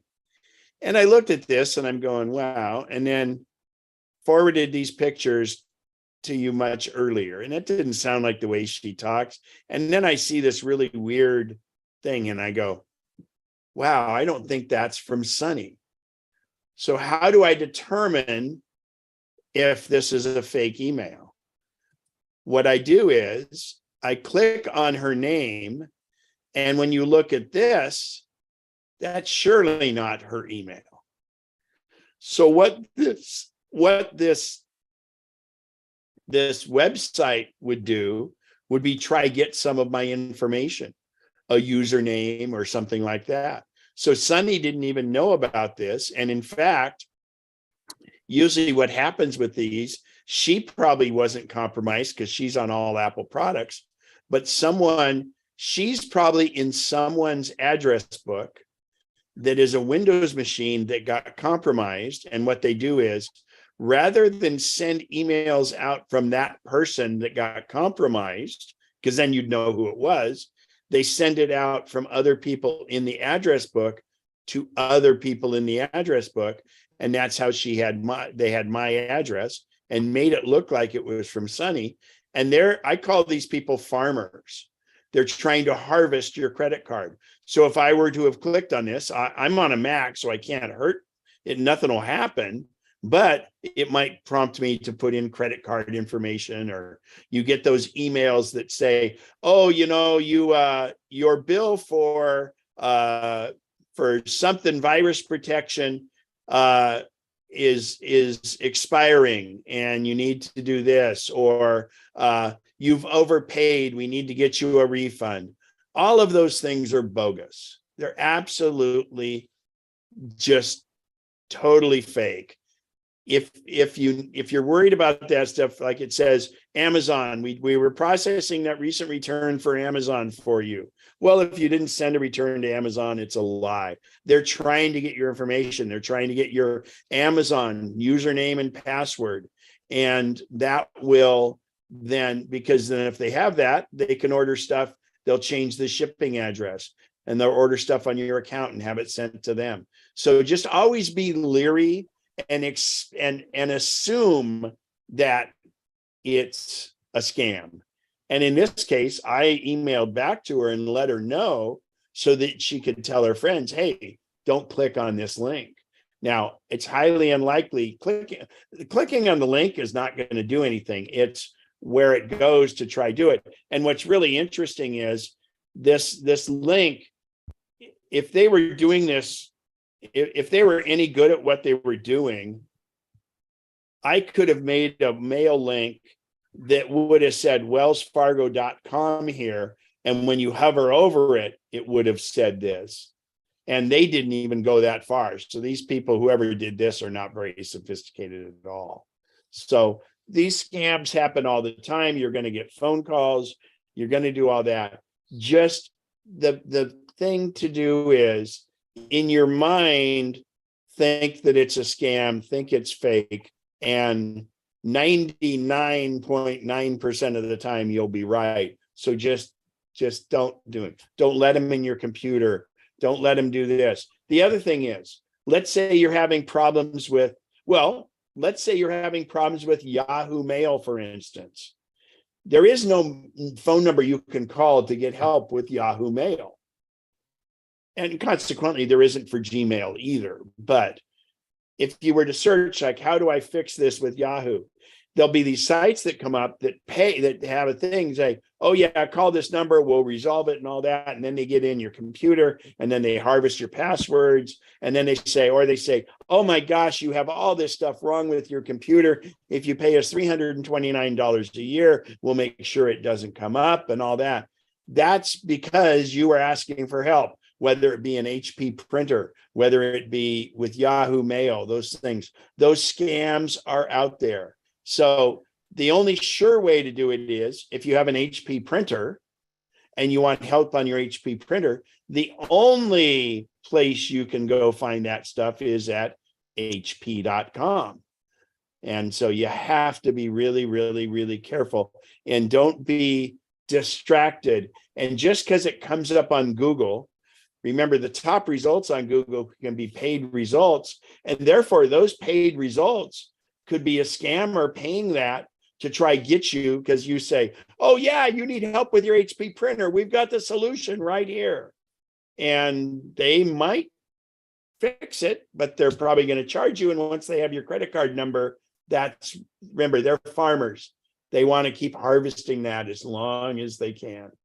And if you ever get tied up in somebody on your computer, if you let someone on your computer that is not someone like Apple or like myself with Zoom or things like that, if it's the best thing you can do is they say, well, don't shut your computer down. Or you get these little pop-ups that say, you've got a virus on here. You've got to deal with this. Don't shut your computer down. It'll get worse. That's what you do. You shut your computer down. You restart your computer. And if it doesn't go away, like in Safari, when you restart Safari after that, you hold the shift key. So they play on, this is called FUD, and they're con people. They're like the old con man, their confidence game, and they're trying to spread FUD, fear, uncertainty, and doubt.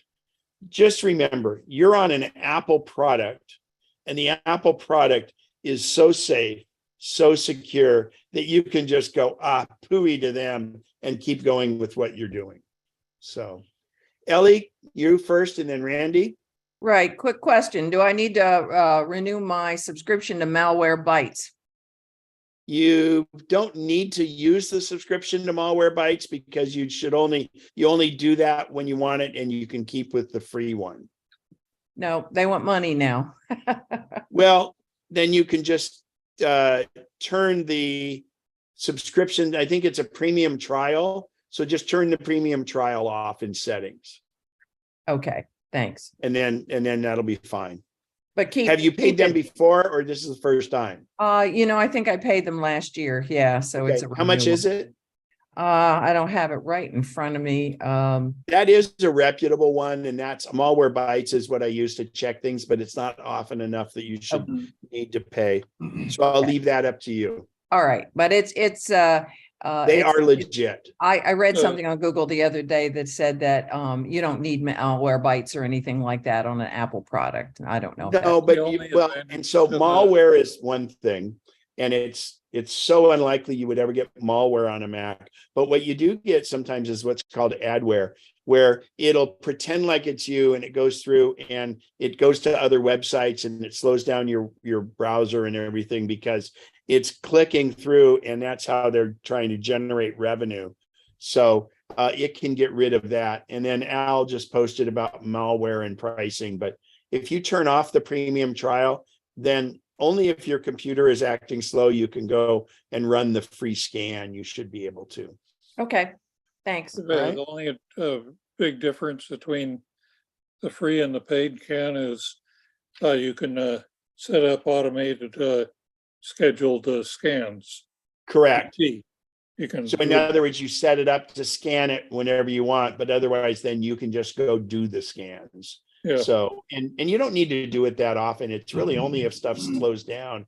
And I've seen less and less of it. And frankly, as you upgrade, and Apple is doing a really good job of addressing that.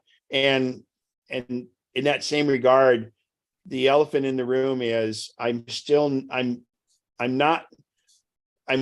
waiting. I personally am not running Ventura. And I think it's pretty much ready for prime time, but I don't think yet. And if there's no real compelling reason to go to Ventura, I would hang back. Just give yourself some time on that. So, but it does have some good security things coming in it. So, Randy, go right ahead. Yeah, perhaps a distant cousin to an email service that members should be on the lookout for scam spoofs like you currently have on the shared page.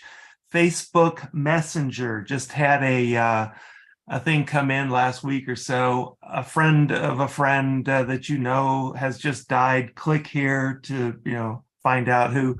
So just also be aware that these things happen everywhere, including like the Messenger email type service on Facebook.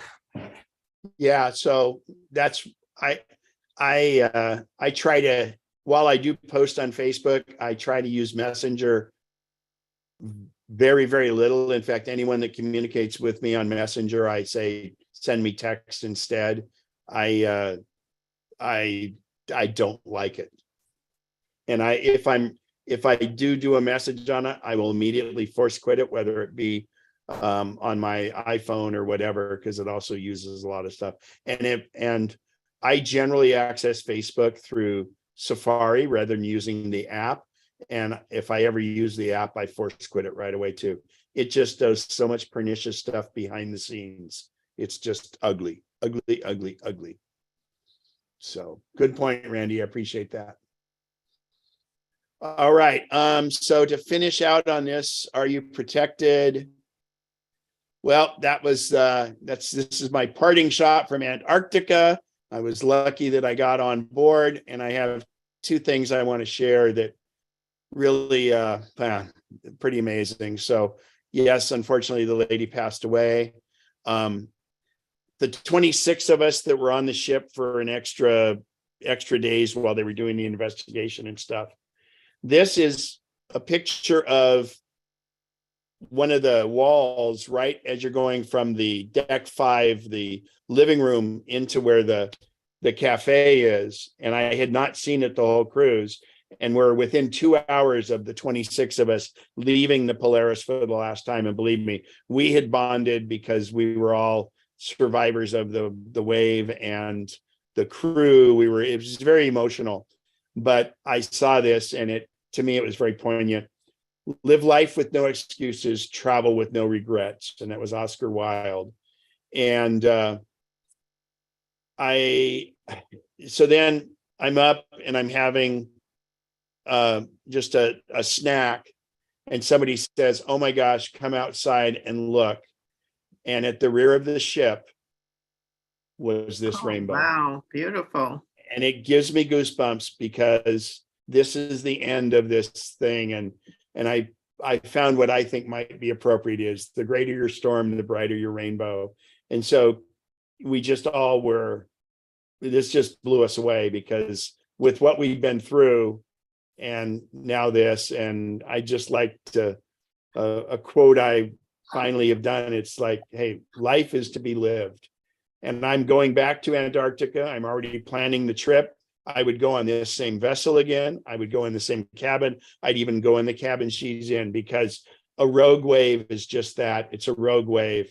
It happens. It's so, the chances of it are so little that it's not likely to happen again. And, so what? If it happens to me, I'm doing what I want to do.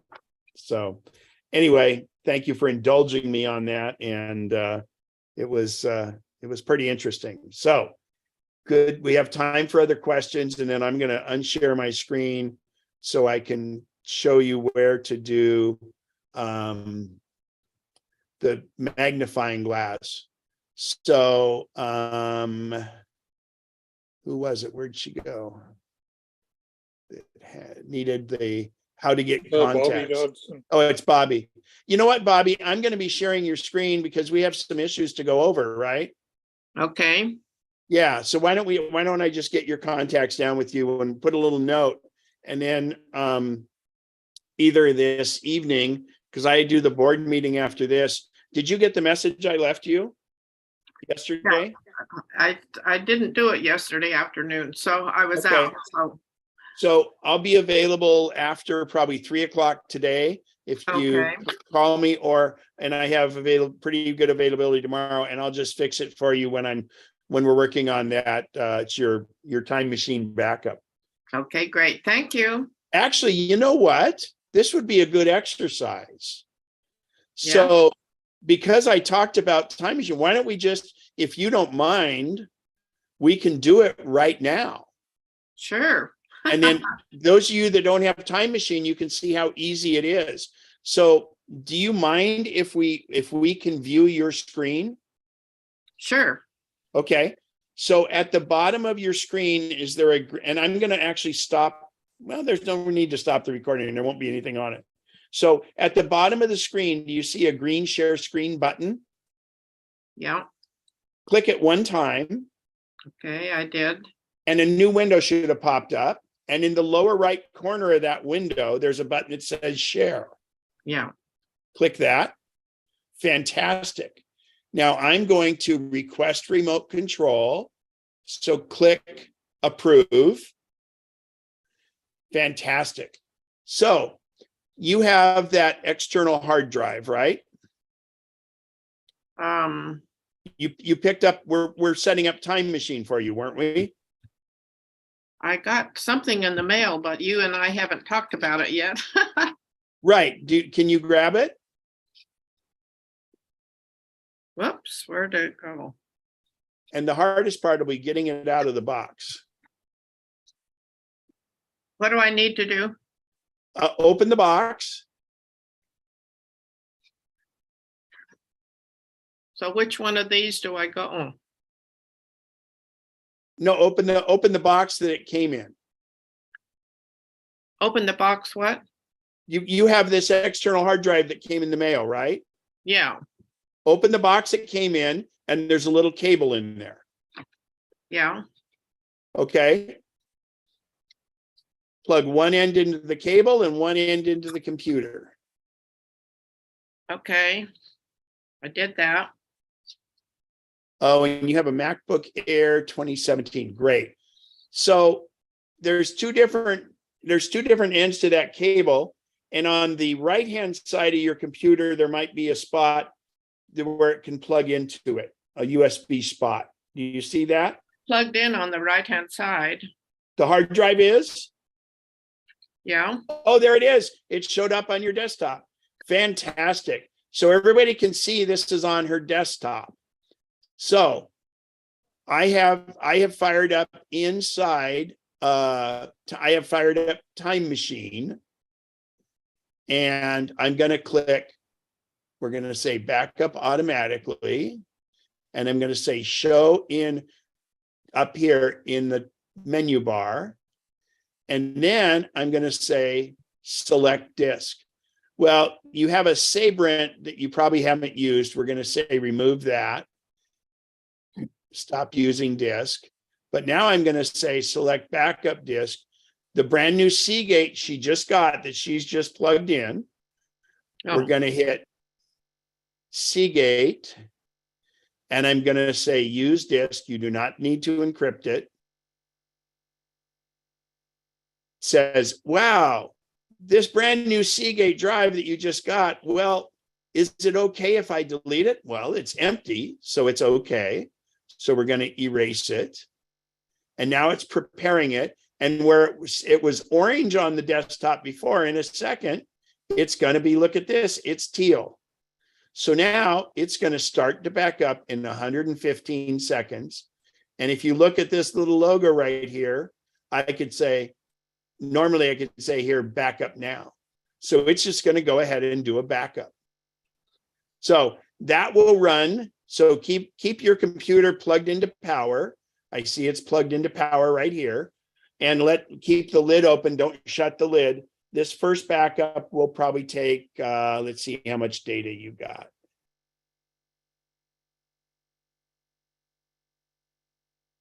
You've got 60 gigabytes of data of 112. So it's probably going to take less than an hour. So and you can't set your batch by this, but it'll do that. But in the meantime, let's show you how to get your contacts down here again. So if I go here to, see, I hit the magnifying glass and I'm just going to type contacts. And there it is. I can double click on it. Now it fired up contacts. But what I'm going to do is if I click and hold, I go to options and I say keep in dock. And it actually doesn't need to open at login. So we'll stop that. It'll just, you can open it whenever you want. So what are you going to now?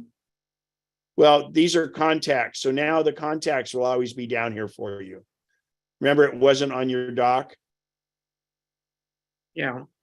So where do you like it? Right there, or you want to move it over? Well, It's I good want where it it at is. the bottom of my screen, but I don't see it. Well, that's because of the Zoom thing. So what- it's down here where Apple Mail, Apple Music and all that, but it is on the dock now. So Okay. how do I get to it then? Well, once the Zoom thing is, once we're not sharing your screen, you'll see it. It's right, it's in the dock and it's this brown colored thing. Are you able to see that or not? So I think the Zoom is covering it.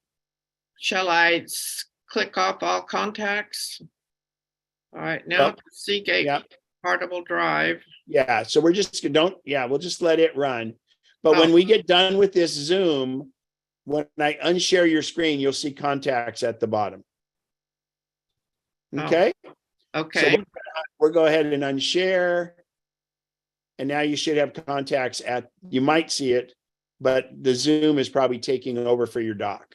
Oh, okay. When we quit Zoom, it's down on your dock on the bottom and it's doing its backup. So we accomplished that. So we're good. All right. Thank you. You're welcome. Anybody else? Any questions before we, Mary, you're at first and I don't see a hand up, but anybody else? Anybody got anything? Ken? Yes. I just had a question. Going back to the apps on the iCloud, I clicked on the show all, and all my apps are on iCloud except Safari is clicked off. Should that be on? Yeah. So with Safari, you want it on because then if you like your bookmarks and any of your recent items will sync across your devices. Okay. Okay. I didn't know why it was off. I thought it was on all of them. Yeah, it shouldn't have been. Yeah. Okay. And they've changed that in iOS 16 how it looks. So yeah, it does. So okay, great. Thanks. And you got the messages about the Spigen stuff, right? About the what? I sent you the text on the Spigen. Yes, I did. I'm going to order them today. Great, good deal. Looking forward to get Bev, go right. Thanks. You're welcome. Bev, go ahead. Oh, You're muted. Barbara has a question. Had to unmute. I did do back to my issue of the oxygen levels and the sleep REMs not showing up. I did do the hard restart on both. And then you said something about doing something with the health app. Well, go into the health app and then look at oxygen. And when you tap on it, you may have to give it allow all or allow access because, Apple with its safety and security is it tries to silo that stuff so that because sometimes your health app can be shared with your medical provider and things like that. So you have to give it permission, even though it's an Apple app, the blood oxygen thing, you still have to give it permission to interact with the health app. Yeah. Can I interject here? Yeah, please, Bob, go ahead. Because this is something I do all the time. Bev, if you go to in blood oxygen, you get to the screen where you can see daily or weekly or whatnot. Yeah. You're talking, Bob, you're in the health app, right? Yeah. Okay, if you start scrolling, scroll for a while and you'll get down to near the bottom. It says options. Bob, what tab on the bottom are you on? Summary, sharing, or browse? I got down, I think, At the bottom of the from- health app, what is, from there's three summary- choices. In summary, you tap on blood oxygen. Right. Okay, now you're looking at, you can see the graphs for daily or weekly, whatever your choice is. But from there, scroll yes, until you can't scroll anymore. right. And at bottom one says blood oxygen, and that's on. Okay, but then that's fine. But if you want to see exactly what data is in there, tap on show all data. And it's going to give you all your readings. Now, do they Yeah, and the does it last indicate reading that is they stopped on January- January 1st? Well, the last reading is January 1st at 8:54 a.m. Okay, so we verified when it stopped. Yeah, And if you go to the very bottom of that screen, it says blood oxygen and click on, and then it shows you what settings too, because you may have it because of focus. Do you see that one? yeah, and I have blood oxygen measurement screen is on, and in sleep focus it's on. And additionally, Okay, so hold on. In sleep focus means, yeah, do you use focus and you put sleep on in focus? yeah, So that may be, it should allow it, but it may not be. So what a lot of times too is if you toggle it on and off again, that'll kind of reset it. okay. Yeah, and oddly enough, the other thing that's happened is on the sleep mode, I did successfully get where it showed the core and REM and deep sleep, and that also stopped at the same time. I don't get that detail on the sleep anymore. So I guess it's an Apple, call up Apple and see what they can do. I know- Yeah. Yeah, this is weird. And it's just happened, but it's only been since January 1st. Yeah, it hasn't Have worked you since done some January 1. manual measurements with blood oxygen to see if those come over? They don't come over. I've done at least 3. Okay, I would do the toggle, turn the sleep focus thing off, and then toggle the blood oxygen off and then on again too. Okay. And I don't know then. And Barbara Moore had a question I just saw in the chat. And so why do I recommend Gmail more than Apple? Well, first of all, I think an Apple account is good to have. The problem is many of you have a current, and the reason it can get confusing is if you're using, let's say your Apple account is John Doe at sbcglobal.net, and that's your Apple ID. It's not really an email at that point. It's an Apple ID. And then I say, well, go get an iCloud account. And then people have a tendency to say, well, that's my new Apple ID. Well, no, you could create it within your SBC Global, and that would be the way to do it. Within your Apple account, create a new iCloud account, and then that can eventually be your Apple ID iCloud account. But I don't say get a standalone iCloud account, because then there's confusion of which is mail and which is the account. So the Gmail is the easiest, and it's just because the whole thing with iCloud, you'd never want to have a second iCloud account. When I say iCloud, I mean for your Apple ID. You only want to have one Apple ID. And if it's an SBC, you could within it get an Apple and iCloud account in that account, and then you can eventually change the name so that you're no longer, because the problem is you just don't want to be tied to the SBC and all that, because it's just not good. It's not healthy. Okay. Any other questions? I'll probably be doing a mail next time. I'll probably be doing mail as the presentation. So we can resolve some of that stuff there. And this is kind of a precursor to it, but it's just the frustration level finally went over the top for me when I spent 2 hours trying to get a client connected up to get their SBC account hooked up. And then I found through another person a trick I can do to do it now, but still, come on, I know what I'm doing and I can't even get it done. That's not good. So go ahead, Roy. Yeah, maybe I misunderstood Barbara's question, but I don't think you answered it. Mine, I try to make it clearer.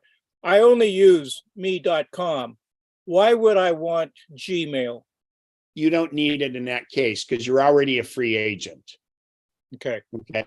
The only thing I would say is, there's those sites that you just feel I don't want to give them my real email. Well, nice with Apple Mail now, you can say, oh, well, we give them this fake one that doesn't create a problem, So we have these aliases we can use now, which is wonderful. But sometimes it's nice to just have a throwaway email account. And in that case, you might have a Gmail, or if you're going to stop using your SBC or your Yahoo, make that be the repository of all that garbage that you don't want to get. Well, yeah, I stopped using Yahoo years ago, and that's my throwaway now. Then perfect. But me.com works great for me. No, I don't disagree. Okay. I just, the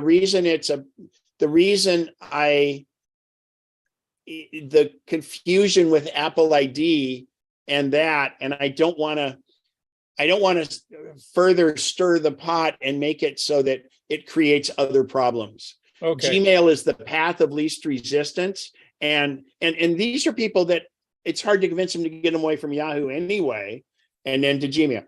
And I use both, and I think they're both great. So thank you. Well, I actually, Roy, you travel a lot, and I would encourage you to get a Gmail account, even if you just use it for travel, because for me, the beauty of it is, if I go in and I make a hotel reservation with my Gmail account, I make an airline reservation, I do anything with my Gmail account, its little robots go in and find that, and it builds my itinerary for me. If I go to google.com/travel, I have an itinerary that it built for me of all of those emails and all that stuff. So I use it. To me, it's a huge tool. Okay. What I used was those separate mailboxes or whatever, and put it on the cloud. But I have one like for France. I did nothing, and this is automatic. Okay. In fact, let me share my screen because I haven't looked at it in a while, and I always save it into other places. But let's look at my screen really quick and actually